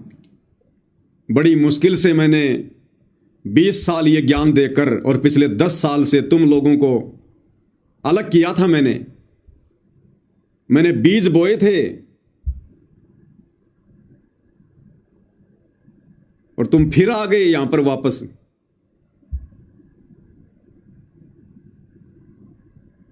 फिर क्या जवाब दोगे भाई? तो भाई और बहनों, दास का तो यही मत है कि जब तक गुरुदेव भगवान इस परीक्षा को नहीं समेटेंगे, अपनी लीला को पूरी तरह से नहीं समेटेंगे, और जिस दिन ये परीक्षा समाप्त होगी, और ये समाप्त कब होगी? जिस दिन गुरुदेव बाइज्जत परमानेंट बाहर आएंगे। और जिस दिन गुरुदेव बाइज्जत परमानेंट बाहर आएंगे, उस दिन भाई और बहनों संगत में ये नौबत ही नहीं रहेगी कौन सही कौन गलत। ये दूध का दूध और पानी का पानी परमात्मा अपने परमानेंट बाहर आने से पहले ही कर देंगे। जो भक्ति करने वाले होंगे वो सीधे हो जाएंगे, चाहे वो गुरु जी का परिवार हो, चाहे कोऑर्डिनेटर हो, चाहे कोई जी हो। अगर भक्ति नहीं करना चाहेंगे, बकवाद ही करेंगे, तो ऐसे जाएंगे जैसे गधे के सिर से सींग जाते हैं। और अगर भक्ति करना चाहेंगे तो ये लोग अपनी तमाम गलतियों को मानते हुए और ये सरेंडर हो जाएंगे, सरेंडर कि हां, अगर गुरु को प्रसन्न करना है, परमात्मा प्राप्ति करनी है, मोक्ष करवाना है, तो हमने सत्सेवकों की तरह भक्ति करनी पड़ेगी। सत्सेवकों के साथ मिलकर भक्ति मार्ग पर चलना पड़ेगा। तो उस समय भाई और बहनों ये नौबती नहीं रहेगी। फिर चाहे गुरु जी इन आश्रमों में आओ, चाहे गुरु जी जगन्नाथ के मंदिर में जाओ, वहां फिर सभी जाएंगे परमात्मा के बच्चे। उस समय सभी लोग इसी विधि से भक्ति कर रहे होंगे जैसे आज आप और हम कर रहे हैं, अपने घर पर परमेश्वर को विराजमान मानकर। कोई विरोधाभास नहीं होगा, कोई रोकने टोकने वाला नहीं होगा, कोई आश्रम वाला या कोई भी विशेष नहीं होगा, कोई कोऑर्डिनेटर नहीं होगा। उस समय केवल वही भगत होंगे जिनको परमात्मा चाहिए, जिनको भगवान चाहिए। और परमात्मा चाहने वाली आत्मा किसी की तरफ उंगली भी नहीं कर सकती, उंगली भी। उसको पता है कि भाई जो जैसा करेगा अपना पाएगा, हमने तो अपना मोक्ष करवाना है, भक्ति करनी है। और क्या गलत कर रहे हैं ये साथ संगत वाले? अरे यही तो है भक्ति जो हमने करनी चाहिए थी, लेकिन हम बकवाद करते रहे। तो उस समय ये झगड़ा, ये फसाद, ये मनमुटाव, ये विचारधारा अलग अलग रहेगी नहीं। सबका इष्ट एक ही होगा, सतगुरु रामपाल जी। सबके मन एक जैसे होंगे, सबके विचार रीति रिवाज एक जैसे होंगे। उस समय जाएंगे अपने परमेश्वर के दर्शन करने के लिए। उस समय जाएंगे परमेश्वर का आशीर्वाद लेने के लिए। और उस दिन से ये पूरा संसार, ये पूरी दुनिया अपने परमेश्वर को, अपने भगवान को, सतगुरु रामपाल जी को विशेष सिंहासन पर विराजमान करके और परमेश्वर की 5 दीपक वाली आरती के साथ में आरती उतारी जाएगी। परमेश्वर रामपाल जी को परमेश्वर मानकर गीता अध्याय 3 श्लोक 13 के अनुसार उस जगह पर भोग लगाया जाएगा। सबकी आत्मा गदगद होगी, सबकी आंखों में आंसू होंगे, पानी बह रहा होगा। और परमेश्वर अति प्रसन्न होंगे, अति प्रसन्न कि आज काल पराजित हो गया। असल में आज काल पराजित हुआ है, आज काल हार गया। आज से पहले वो मुझे चिढ़ाया करता था कि मनवा ले भगवान अपने आप को, कागज को भगवान मनवा दूंगा लेकिन तेरे को भगवान नहीं मानने दूंगा, पत्थरों की आरती उतरवा दूंगा लेकिन तेरी आरती नहीं उतरने दूंगा।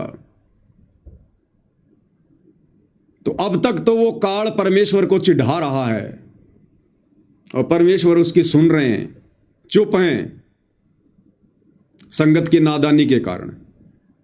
और जब वो समय आएगा, उस समय जब पूरी दुनिया इन्हें परमेश्वर मानकर इस विधि से इनकी पूजा करेगी, जैसे आज सत्सेवक भाई बहन घर घर में कर रहे हैं, और 8 सितंबर को घर घर में पूजा होगी, उस दिन वो काल दूर खड़ा होकर आंखों से आंसू बहाएगा।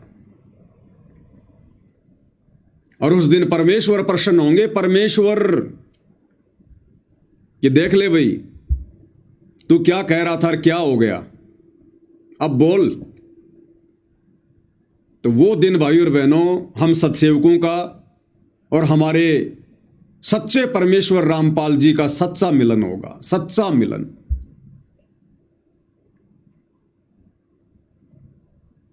और अगर ऑपरेशन के बीच में कोई गड़बड़ की तो भैया डॉक्टर अगर नाराज हो गया तो काम बिगड़ जाएगा, सारा काम बिगड़ जाएगा। देख लो इस परीक्षा के समय में जितने लोग साथ संगति से जुड़े हुए थे और बीच में फिर अपने आप को डेढ़ शाणे समझकर या काल प्रेरित होकर और जब जब इन आश्रमों में गए हैं और गुरुदेव से बात करने का प्रयास किया है तो उनको एक ही चीज मिली है, कुसंगति, कि जो तू कर रहा था वो छोड़ दे और जो ये आश्रमों में कर रहे हैं उसको अपना ले। और इसीलिए दास बार बार कह रहा है कि इस परीक्षा के समय में गुरुदेव भगवान से मिलने का प्रयास करना ये किसी महामूर्खता से कम काम नहीं है। भगत की सबसे बड़ी मूर्खता होगी इस परीक्षा के समय में गुरुदेव से मिलना। वैसे मिलना नहीं, अगर मौका लगे तो उनके दर्शन चाहे लाख बार करो, लेकिन सवाल जवाब करना कि क्या सही और क्या गलत है ये पूछना, क्या करूं क्या ना करूं ये पूछना सबसे बड़ी महामूर्खता। जिस प्रकार एक शुगर के पेशेंट के लिए मीठा खाना कितना खतरनाक है, वैसे ही इस परीक्षा के समय में अपने गुरुदेव भगवान से जाकर सलाह मशवरा करना, आज्ञा लेना, ये शुगर के मरीज के लिए मीठा खाने से भी घातक कार्य है। एक ही जवाब मिलेगा, जाकर नाम शुद्ध करवा ले और आश्रमों में आकर भक्ति कर, सेवा कर, फिर हो गई तुम्हारी भक्ति। ना जियोगे ना मरोगे, क्योंकि जो आत्मिक खुराक खाने की आदत तुम्हें साथ संगति में लग चुकी है, जिस प्रकार से आरती करने की आदत है, भोग लगाने की आदत है तुम्हें लग चुकी है, उसके बाद फिर वो सारी क्रिया तुमने छोड़नी पड़ेंगी। तो तुम ना जियोगे ना मरोगे, ना इधर के ना उधर के, धोबी के कुत्ते बन के रह जाओगे। क्योंकि आत्मा तो मानेगी नहीं बिना आरती उतारे, बिना भोग लगाए, बिना सतगुरु की महिमा किए। ये आत्मा की खुराक है। और परीक्षा के बीच में, ऑपरेशन के बीच में तुमने बकवाद कर दी तो गुरु क्या बोलेगा? आ भाई नाम शुद्ध करवा, और जैसा इन आश्रम में हो रहा है वही कर। फिर क्या करोगे? तुम थाली भी हाथ में नहीं पकड़ सकते, क्योंकि फिर गुरु का वचन हो गया कि ना आरती उतारनी है, मतलब सात संगति में नहीं जाना। अब सात संगति में नहीं जाना तो सात संगति वाली भक्ति क्रिया भी नहीं करनी, तुम थाली को हाथ भी नहीं लगा सकते। फिर तुम्हें प्रतिदिन वो पाप का अन्न खाना पड़ेगा गुरुदेव भगवान को भोग लगाए बिना। फिर ना घर के ना घाट के धोबी के कुत्ते। तो भाई और बहनों, दास कल संध्या आरती कर रहा था तो मन में ऐसे विचार आए कि परमेश्वर आप परीक्षा के लिए कुछ भी कर सकते हो, और यदि परमात्मा ऐसा हुआ तो दास क्या करे? क्योंकि सद्बुद्धि तो आप ही देने वाले हो परमात्मा, परीक्षा में पास तो आप ही करवाने वाले हो। तो दास को फिर परमात्मा ने यह प्रेरणा की और दास को बिल्कुल दृढ़ता के साथ में ये बात समझ में आ गई। क्योंकि भक्ति तो हम भगवान की कर रहे हैं, अपने घर पर अपने गुरु को ही परमात्मा मान के कर रहे हैं ना। और गुरु का रूप क्या है? हम हैं सबद सबद हम माही, और हमसे भिन्न और कछु नहीं। मोको कहां ढूंढे रे बंदे, मैं तो तेरे पास में। घट ही में गंगा, घट ही में यमुना, घट ही में जगदीश सतगुरु तारेंगे। स्वर्ग सात आसमान पर भटकत है मन मोड़, वो मालिक तो खोया नहीं इसी महल में ढूंढ। हाँ, जिस दिन परमानेंट आ जाएंगे उस दिन दौड़ के जाएंगे, जैसे छोटा बच्चा अपनी मां से जाके लिपटता है। वो होगा हमारा और सतगुरु का वास्तविक मिलन, असली मिलन। लेकिन भाई ये वर्तमान समय परीक्षा का है भाई और बहनों। हमने किसी के व्यंग से नहीं डरना। लोग क्या कहेंगे, भगत भाई क्या कहेंगे? भगत भाई के पास है क्या कहने को जो भगत भाई कहेंगे? जो राजनेताओं की रैलियों में धक्के खा रहे हैं उनके कहने से हमें क्या फर्क पड़ता है? जो सारी मर्यादा तोड़कर गुरु को खून के आंसू रुला रहे हैं उनकी बातों का हमारे ऊपर क्या असर पड़ना चाहिए? ये परीक्षा है भाई और बहनों, और इसीलिए परमात्मा ने हमें तैयार किया है। कल को जब सतगुरु परमानेंट सतलोक चले जाएंगे, तब कहां जाकर भक्ति करोगे? तब किस विधि से भक्ति करोगे? तब भी तो आपने इसी प्रकार से घर बैठ के भक्ति करनी पड़ेगी। अपने गुरु को शब्द रूप में मानकर भक्ति करनी पड़ेगी, इतना विश्वास करके भक्ति करनी पड़ेगी। तो दास का केवल आप सभी भाई बहनों के सामने ये जो विचार थे, ये रखने की परमात्मा ने प्रेरणा की, दास ने रख दिए, क्योंकि ये बहुत दयालु परमात्मा है। यदि दास आप भाई बहनों को इस प्रकार से खुलकर ये बातें ना बताए और अचानक से यदि कल को गुरुदेव भगवान आ गए, तो ना जाने कितनी आत्माएं फिर से उसी गंदगी में वापस सम जाएंगी, वही कर्म वापस से करने लग जाएंगी और उन आश्रमों में जाके बैठ जाएंगी। इसलिए दास को परमात्मा ने प्रेरणा की। दास ने अपने विचार गुरुदेव के ज्ञान आधार से जो मुझे उचित लगे, जिस प्रकार से मैं रिएक्ट करूंगा, उस हिसाब से दास ने आपके सामने रखे हैं। किसी पे कोई प्रेशर नहीं है, कोई दबाव नहीं है। कल को यदि आप किसी कारण से आप चले भी जाते हैं, तो हमारी नज़रों में आप हमारे कोई शत्रु नहीं होंगे, हमारे कोई दुश्मन नहीं होंगे। जाओगे तो परमात्मा के दर्शनों के लिए, मन में तो यही भाव लेकर जाओगे, लेकिन आओगे खाली झोली, फिर वो आपने देखना। फिर बाकी हमारे लिए मन में कोई विक्षेप नहीं होगा। कबीर खड़ा बाजार में मांगे सबकी खैर, ना कहूं से दोस्ती ना कहूं से बैर। किसी के विचारों के ऊपर कंट्रोल नहीं किया जा सकता है। ये तो परीक्षा के समय में अपने अपने बुद्धि विवेक का इस्तेमाल सबने स्वयं ही करना पड़ता है। और कितना समझाया हमें गुरुदेव भगवान ने, क्योंकि यदि ऐसा हुआ गुरुदेव भगवान पैरोल पर आए, तो ये हम सत्सेवकों की अग्नि परीक्षा होगी। सिर्फ हम सत्सेवकों की, जिनको परमेश्वर ने चुन लिया है, जो चुनिंदा आत्मा है, जो कल की सेना है, ये उनकी अग्नि परीक्षा होगी। यानी आज भी हम इतना ज्ञान लेने के बाद भावनाओं में बह रहे हैं, या कुछ हमारे अंदर दृढ़ता भी आई है, क्योंकि विशेष संदेशों में गुरुदेव भगवान ने हमें यही तो दृढ़ता प्रदान की है। हमें ऐसी ऐसी बातें बताकर, ऐसे ऐसे उदाहरण देकर परमात्मा ने हमारे विश्वास को तो ही मजबूत किया है। इस संदेश में गुरुदेव भगवान ने किस प्रकार से हमें आदेशित किया है, निर्देशित किया है, किस प्रकार से हमारे विश्वास को बढ़ाया है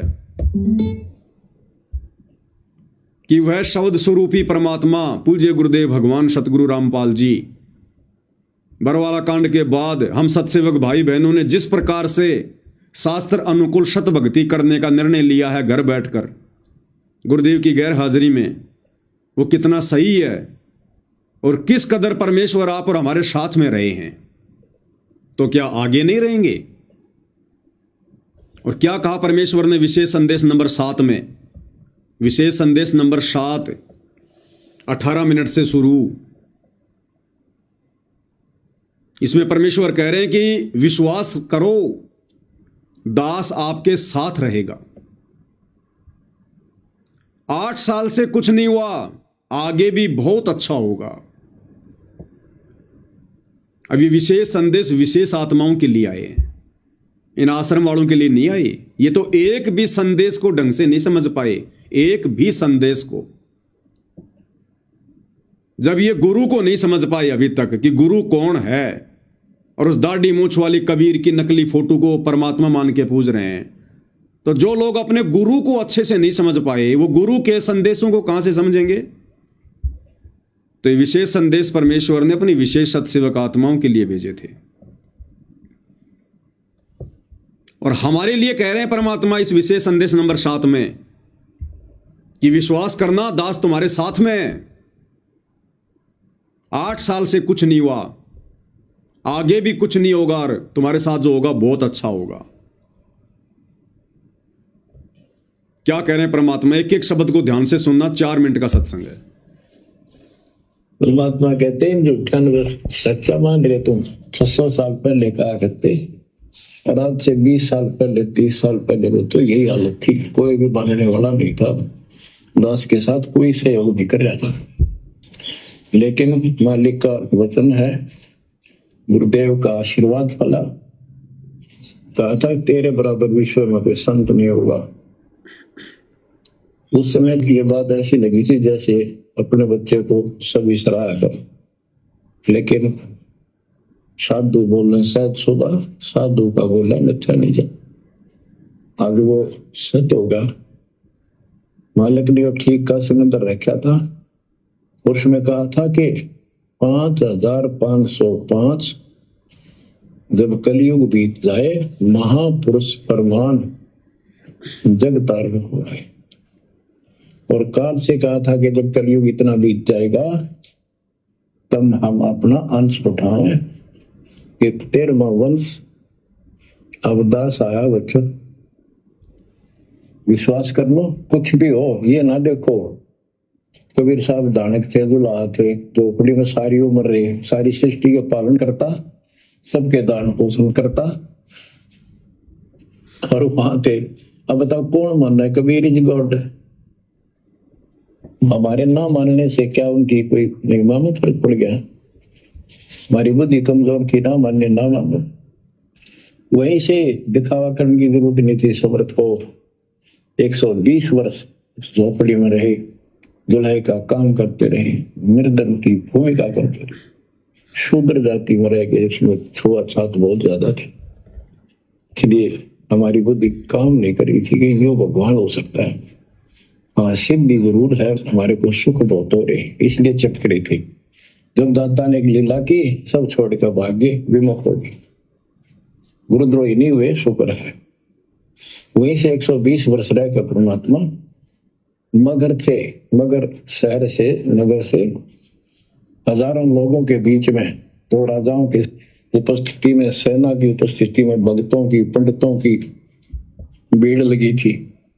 एक चादर नीचे बिछाई, एक ऊपर ओढ़ी, और आकाशवाणी के ऊपर जाके देखो उठा के चादर, क्या है इसके अंदर? देखा तो फूल थे 100 कितने सुगंधित। जब देखा ऊपर में परमात्मा ऊपर जा रहे हैं, तो बच्चों वो उस दिन भी भगवान थे, आज भी है, आगे भी यही है। अब आगे का जो संदेशा है वो आप और हम सभी सत्सेवक भाई बहनों के लिए, हम सभी सत्सेवक भाई बहनों के लिए। लोग कहते थे, भगत कहते थे कि हमारे गुरु जी ने ये कर दिया, भगवान है। कहते थे भगवान, लेकिन दिल में जगह नहीं थी। दूसरे जगत के लोग कह देते थे शायद भगवान है, ये तो शूद्र है, अनपढ़ है, वेद ग्रंथ भी ना जानता, वेद के शास्त्रों के बारे में कुछ ज्ञान नहीं इसको। ऐसा ही भगवान है, इसी निर्धनता में क्यों टाइम पास कर रहे हैं, अपना महल 1 सेकंड में बना सकता, भगवान तो धन भर दे। अब संसार तो यही बोलेगा, भगत ने उसकी बातों पर कभी जाना नहीं चाहिए, क्योंकि उसको ज्ञान होता है। अब सुनो, इसी प्रकार आज कोई भी कुछ कहे आपको, आप कहते हो ये लग रहा है गुरु जी हमारे ऐसे, इन चीजों को कोई फर्क नहीं पड़ता। अगर समय का इंतजार करो, अभी तो गेम जारी है, हार जीत तो पता। क्या कह रहे हैं गुरुदेव? समय का इंतजार करो, अभी तो गेम जारी है, हार जीत का निर्णय तो बाद में होगा। एक बार फिर से सुन लो भाई और बहनों, यही बोलेगा, भगत ने उसकी बातों पर कभी जाना नहीं चाहिए, क्योंकि उसको ज्ञान होता है। इसी प्रकार आज कोई भी कुछ कहे आपको, आप कहते हो ये लग रहा है गुरु जी हमारे ऐसे इन चीजों को फर्क नहीं पड़ता। अरे समय का इंतजार करो, अभी तो गेम जारी है, हार जीत तो अच्छा होगी, आप विश्वास रखो। अभी तो गेम जारी है, अभी तो गेम जारी है, हार जीत का फैसला तो बाद में होगा। अभी जो गुरुदेव भगवान पैरोल पर आ रहे हैं ना, अभी तो गेम जारी है, अभी परीक्षा कंप्लीट नहीं है, अभी परीक्षा कंप्लीट नहीं है।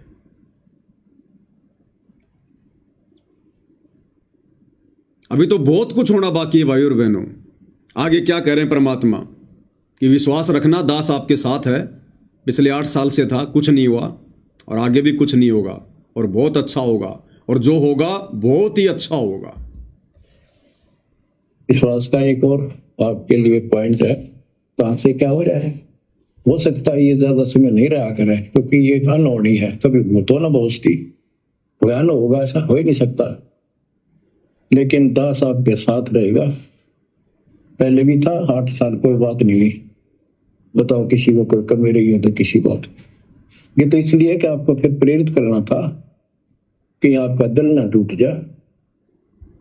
आप समझ लेना जो हो रहा है परमात्मा की कृपा से हो रहा है, आगे जो होगा उसकी रजा से होगा, और जो होगा तो अच्छा होगा, बहुत ही अच्छा होगा। दास को अपने साथ समझना, विश्वास रखना, और क्यों सुनो उस मालिक की महिमा। क्या कह रहे हैं गुरुदेव भगवान? दास को अपने साथ में समझना, और पिछले 8 साल से दास आपके साथ था, बताओ किसी का कुछ हुआ हो तो। जबकि पिछले 8 वर्षों में आश्रम में तो कहर टूट गए, कहर। पिछले 8 वर्षों में कोरोना आया और हजारों भक्तों की अकाल मृत्यु हुई। कितने लोग इन आश्रमों में आते जाते समय मरे, कितने लोग इन आश्रमों के निर्माण कार्य के समय सेवा करते करते मरे।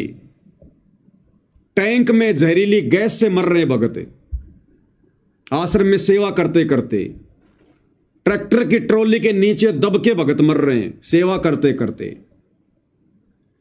तो किसके लिए कह रहे हैं परमात्मा कि पिछले 8 साल से दास तुम्हारे साथ था? बताओ किसी के साथ कुछ हुआ हो तो। सत्सेवकों का बता दो अगर एक का भी नाखून उतरा हो तो। ये हम सत्सेवकों के लिए कह रहे हैं परमात्मा, इन आश्रम वालों के लिए नहीं कह रहे कि दास तुम्हारे साथ था 8 वर्षों से।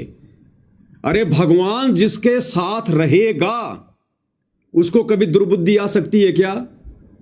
भाई और बहनों, ये विशेष संदेश है, ये हमने इनका निष्कर्ष निकालना पड़ेगा।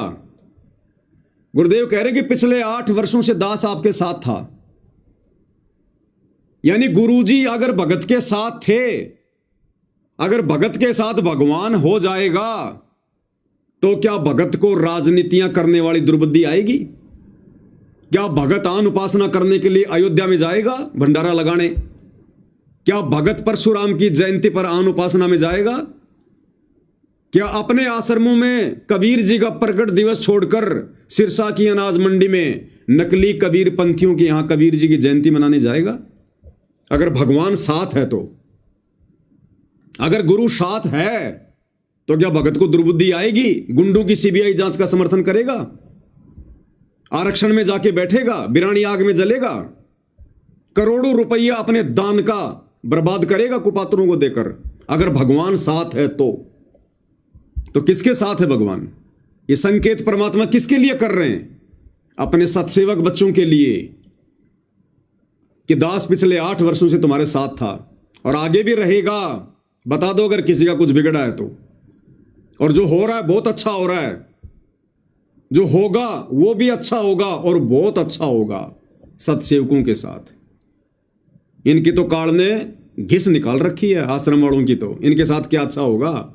इनका तो जितना बुरा होना था हो चुका है, जितनी मर्यादाएं टूटनी थी टूट चुकी हैं। इनकी तो केवल बैटरी चल रही है, कब तक चलेगी वो परमात्मा जाने। ये विशेष संदेश है भाई और बहनों, विशेष संदेश। एक तीर से परमात्मा अनेकों शिकार करते हैं। अब दोबारा सुनो, अब समझ में आएगा पूरा मामला। कि जब कोई फर्क नहीं पड़ता, अगर समय का इंतजार करो। अभी तो गेम जारी है, हार जीत तो पाछा होगी। आप विश्वास रखो।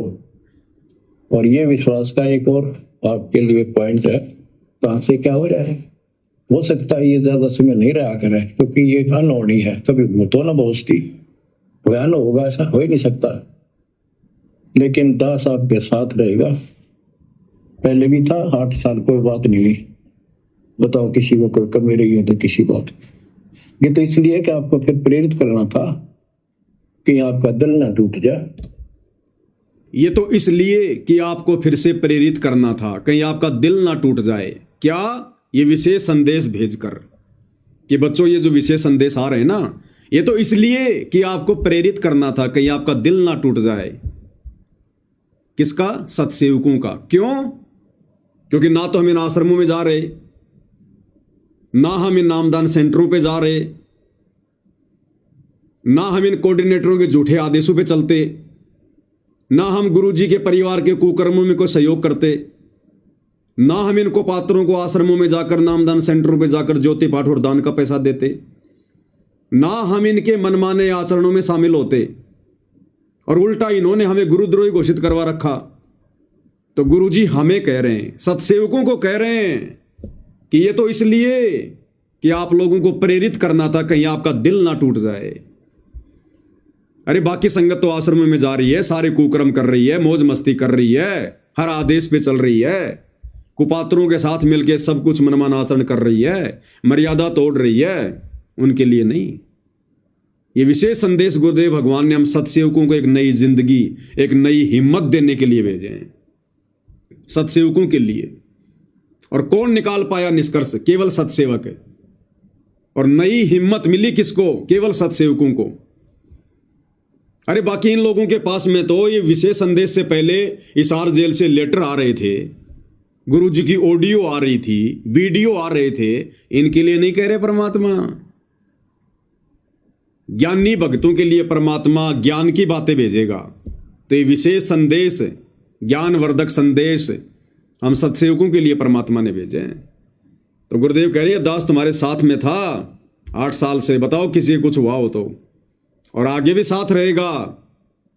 अगर हम भी इसी प्रकार से मर्यादा में रहकर गुरु को परमात्मा मानकर घर को आश्रम बनाकर भक्ति करते रहेंगे तो परमात्मा पहले की तरह साथ में रहेगा। और जो जो हमारी भक्ति बढ़ेगी त्यों त्यों परमात्मा और नजदीक आएगा, हमारे संकटों का निवारण होगा, संघर्ष हमारा डाउन होता चला जाएगा,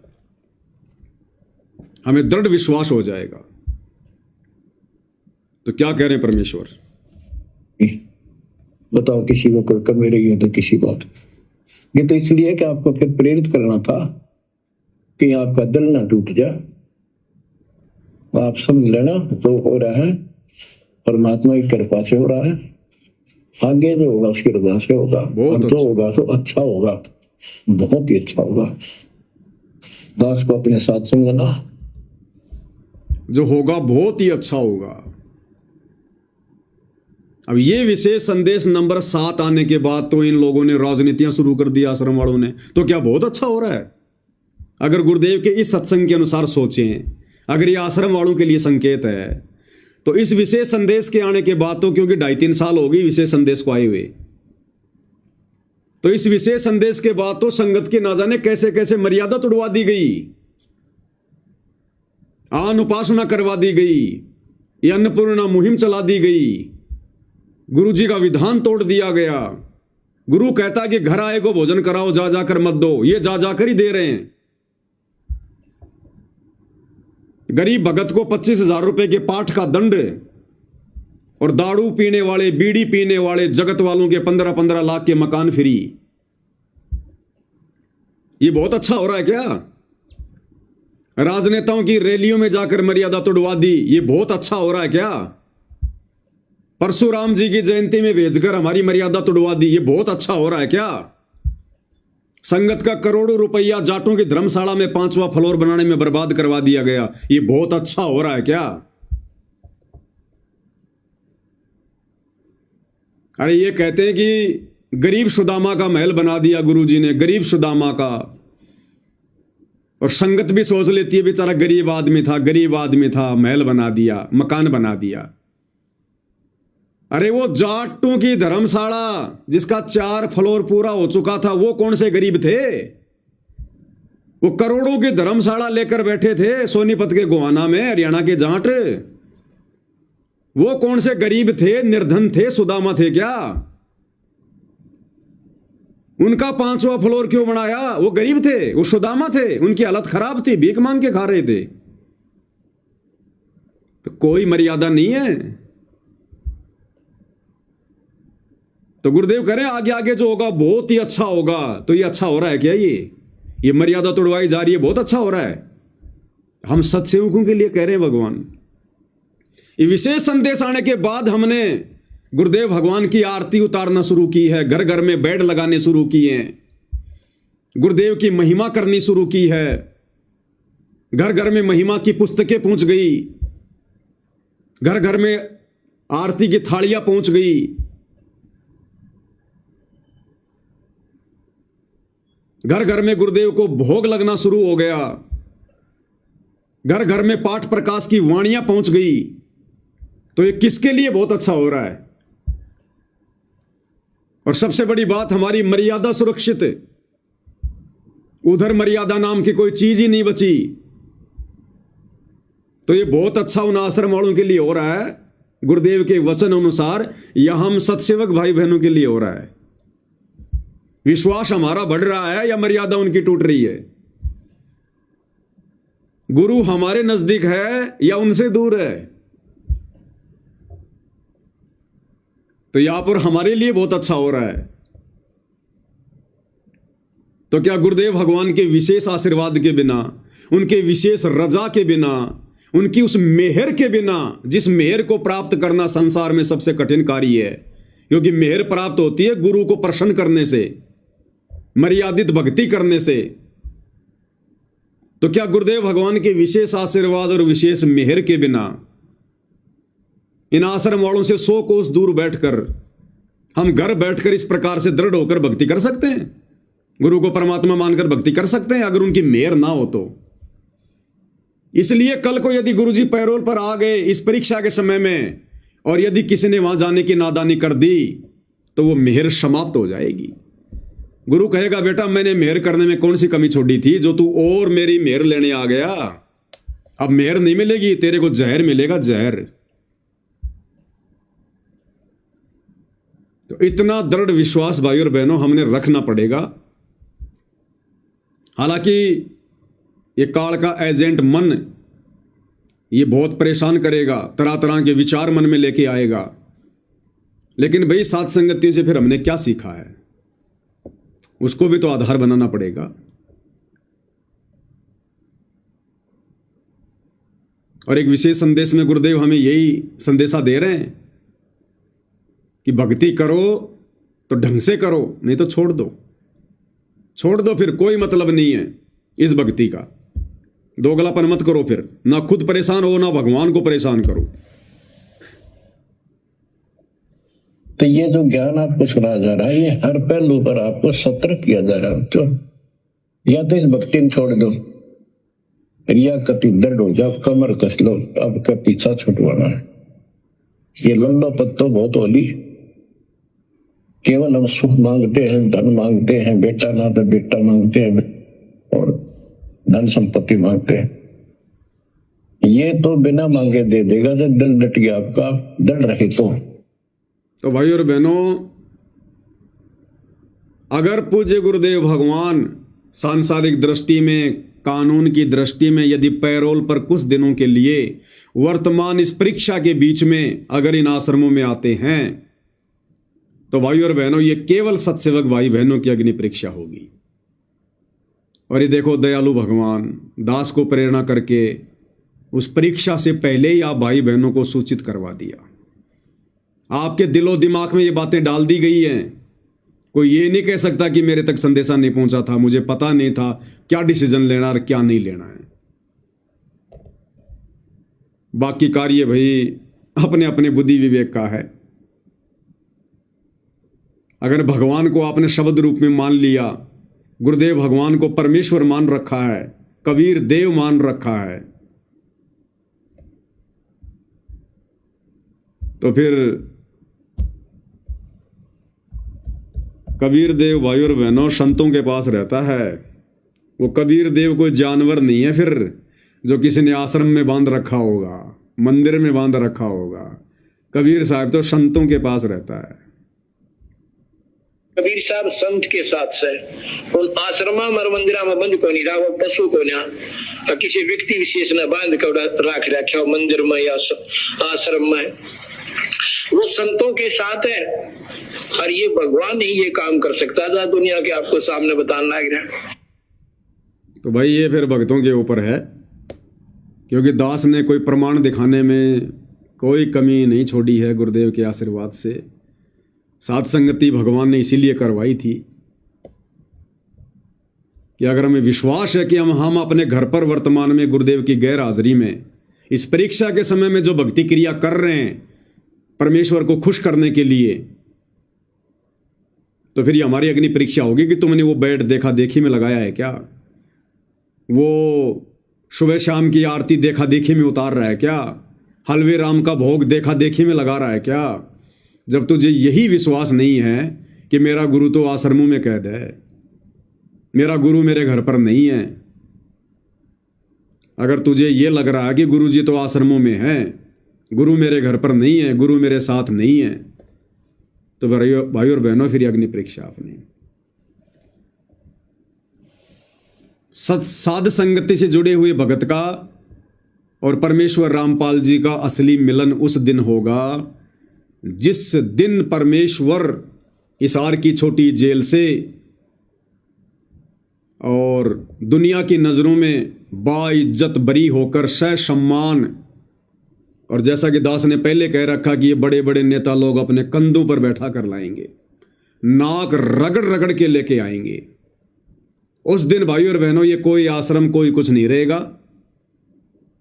सब परमात्मा चाहने वाली आत्मा रहेंगी, जो बकवादी होंगे उससे पहले उनकी छटनी हो लेगी। फिर हमें कोई रोकने टोकने वाला नहीं होगा, चाहे आश्रम में आओ चाहे गुरु जी कहीं भी जाओ।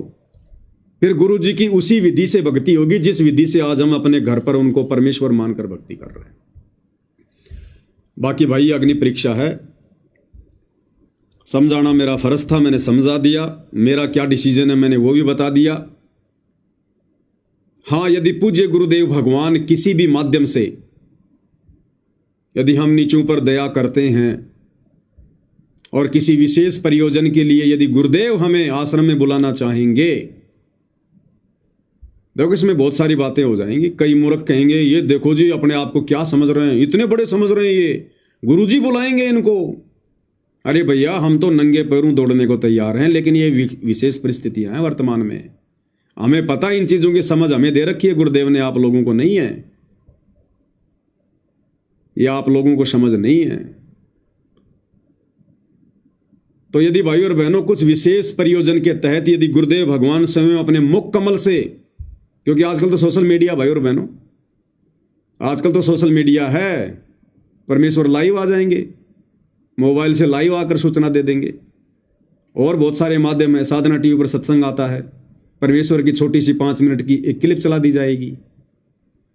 यदि गुरुदेव भगवान हम नीचों पर दया करें, हमें यदि अपने दर्शन का सौभाग्य दें, मौका दें, तो हम अपने गुरुदेव भगवान के मुख कमल से जब तक नहीं सुन लेंगे इस परीक्षा के बीच में, ये वर्तमान समय की बात कर रहा हूं मैं, यदि पैरोल पर आते हैं तो परमेश्वर के मुख कमल से सुनकर ही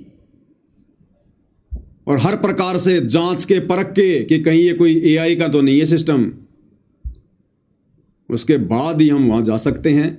अन्यथा हम इन आश्रमों का मुंह भी नहीं देखेंगे, शक्ल भी नहीं देखेंगे, शक्ल भी, क्योंकि आश्रम काल के अड्डे हैं, भक्ति के अंदर नहीं है, ये काल के अड्डे हैं ये। हालांकि ऐसा मुश्किल है, ऐसा होगा नहीं भाई और बहनों, क्योंकि जबरदस्ती परमात्मा अपने बच्चों को आग में नहीं झोंकेगा। अगर खुद ही कोई आग में पड़ना चाहेगा वो बात अलग है। तो दास को परमात्मा ने कुछ प्रेरणाएं की थी, दास ने आपके सामने बता दी हैं। अगर ये किसी को काल प्रेरणा लगती है तो भाई मत मानना, मत स्वीकार करना। अपनी भक्ति करते रहो जैसा तुम्हें समझ में आ रहा है। और जिन भाइयों को लगता है कि बात तो बिल्कुल सही है, विचारणीय विषय है, तो वही फिर अपना अपना डिसीजन आप लोगों ने, यदि परमेश्वर पैरोल पर आने की दया करते हैं तो इस अग्नि परीक्षा के समय में फिर अपना अपना डिसीजन स्वयं लेना है। मुझदास को फिर फोन भी करने की जरूरत नहीं है, और मैं तो फोन वैसे भी मैंने दोनों सिम निकाल के डाल रखी हैं। पिछले 1.5 महीने से आप लोगों ने देखा होगा मेरे फोन बिल्कुल बंद हैं। व्हाट्सएप भी मैं केवल समय समय पर देखता हूं यदि जरूरी है तो, अन्यथा मुझे पता है कि वर्तमान समय कितना कीमती है। इस समय सेवा से ज्यादा भक्ति, दिन में कम से कम 2 से 3 घंटे का सुमरण कम से कम हमारी प्राथमिकता हो जानी चाहिए। सत्सेवकों की प्राथमिकता 2 से 3 घंटा सुमरण कम से कम। और बाकी तो मर्यादा तोड़ने की हमने सोचनी भी नहीं है। फालतू के लोगों के साथ में उठना बैठना, हंसी मजाक करना, ये तो अब शौपन में भी नहीं होना चाहिए। बाकी अपना सत्संग सुनना, अपनी मेहनत मजदूरी करना, उसमें भी परमात्मा को याद करना, सत्संग सुनते सुनते करना, या अपना मंत्र जाप करना, या वैसे कोई चिंतन मनन करना, और कम से कम 2 से 3 घंटे सुमरण परमात्मा का। और फिर समय मिले तो सतगुरु की महिमा, यानी सोने के अलावा हमारा जितना भी समय है वो परमेश्वर के इर्द गिर्द होना चाहिए। वर्तमान में हमने सतगुरु को 1 सेकंड के लिए भी अपने से दूर नहीं करना, 1 सेकंड के लिए भी। ये हमारा सुमरण हमारा सतगुरु है, ये सतगुरु महिमा हमारा सतगुरु है, ये सत्संग सुनना हमारा सतगुरु है, ये चिंतन मनन करना हमारा सतगुरु है। तो ये जो विकट समय चल रहा है वर्तमान में, काल का कहर जो टूट रहा है, जो टूटने वाला है देश दुनिया पर, जो युग परिवर्तन का समय है, हमने एक पल के लिए भी अपने सतगुरु को अपने से दूर नहीं करना, एक पल के लिए भी। यदि जरा भी बकवाद मन में आई तो बकवाद जहां आ गई वहां सतगुरु नहीं टिकता, वहां सतगुरु नहीं रहेगा फिर। इसलिए दास ज्यादा महत्व वर्तमान में विशेष तौर पर भक्ति को दे रहा है। इस भक्ति से ही हमारी बात बनेगी। आज जो हमारे को ये सद्बुद्धि भी आ रही है ना, इस धर्म संकट की स्थिति में जो ये निर्णय हम ले रहे हैं, ये भी भक्ति के कारण है। भक्ति के कारण सतगुरु उसी पे दया करता है जो भक्ति करता है, मर्यादित भक्ति। तो असली धन हमारा यही है भाई और बहनों। बाकी तो ये परमात्मा है, ये कोई आश्रमों में कैद नहीं रहता, मंदिरों में कैद नहीं रहता है। परमात्मा कहते हैं पहुंचूंगा क्षण एक में जन अपने के काज। तो हिसार जेल में रहते रहते भी तो परमात्मा पिछले 10 साल से हमारे साथ है। तो जेल से अगर आश्रम में आ जाएंगे तो हमारे साथ नहीं रहेंगे क्या? ये तो हमारे विश्वास की बात है। और जब परमानेंट आ जाएंगे तब हम परमानेंट चले जाएंगे, तब हम भी परमानेंट चले जाएंगे, दौड़ के चले जाएंगे। फिर जैसे भी आदेश होंगे मालिक के, जहां भी जाने के आदेश होंगे, फिर हम नहीं देखेंगे कि ये कौन सा आश्रम है, कौन सा क्या, कुछ नहीं। उस समय केवल हमें सतगुरु दिखाई देगा, सतगुरु। और उस समय फिर कोई रोक टोक, कोई बाधा नहीं होगी किसी प्रकार की। हमसे पहले लोग वहां पर आरती की थाली लेकर खड़े होंगे अपने सतगुरु की आरती उतारने के लिए, हमसे पहले। क्योंकि परमात्मा आने के बाद में ये पंचायत लेके नहीं बैठेगा कौन सही है कौन गलत है। वो निर्णय उस समय, जब परीक्षा समाप्त तो निर्णय भी समाप्त। परीक्षा एंड उसी समय होती है जब बिल्कुल सब कुछ क्लियर हो जाता है। अगर क्लियर ही नहीं हुआ तो फिर परीक्षा कहां समाप्त हुई। लेकिन वर्तमान अग्नि परीक्षा में भाई और बहनों अपनी भक्ति बचानी है तो बहुत सारे डिसीजन लेने पड़ेंगे बुद्धि विवेक से, सोच समझ कर। जल्दबाजी में फैसले बहुत बड़ा नुकसान पहुंचा देंगे। तो आज की सतगुरु महिमा में साथ संगति में केवल इतना ही। परमेश्वर हम सबको सद्बुद्धि बख्शे, आशीर्वाद दे, मार्गदर्शन करे परमात्मा। इन विकट परिस्थितियों में, धर्म संकट की स्थिति में हम डगमग ना हो, हमारा विश्वास दृढ़ रहे। बंदी छोड़ सतगुरु रामपाल जी परमेश्वर जी की जय हो।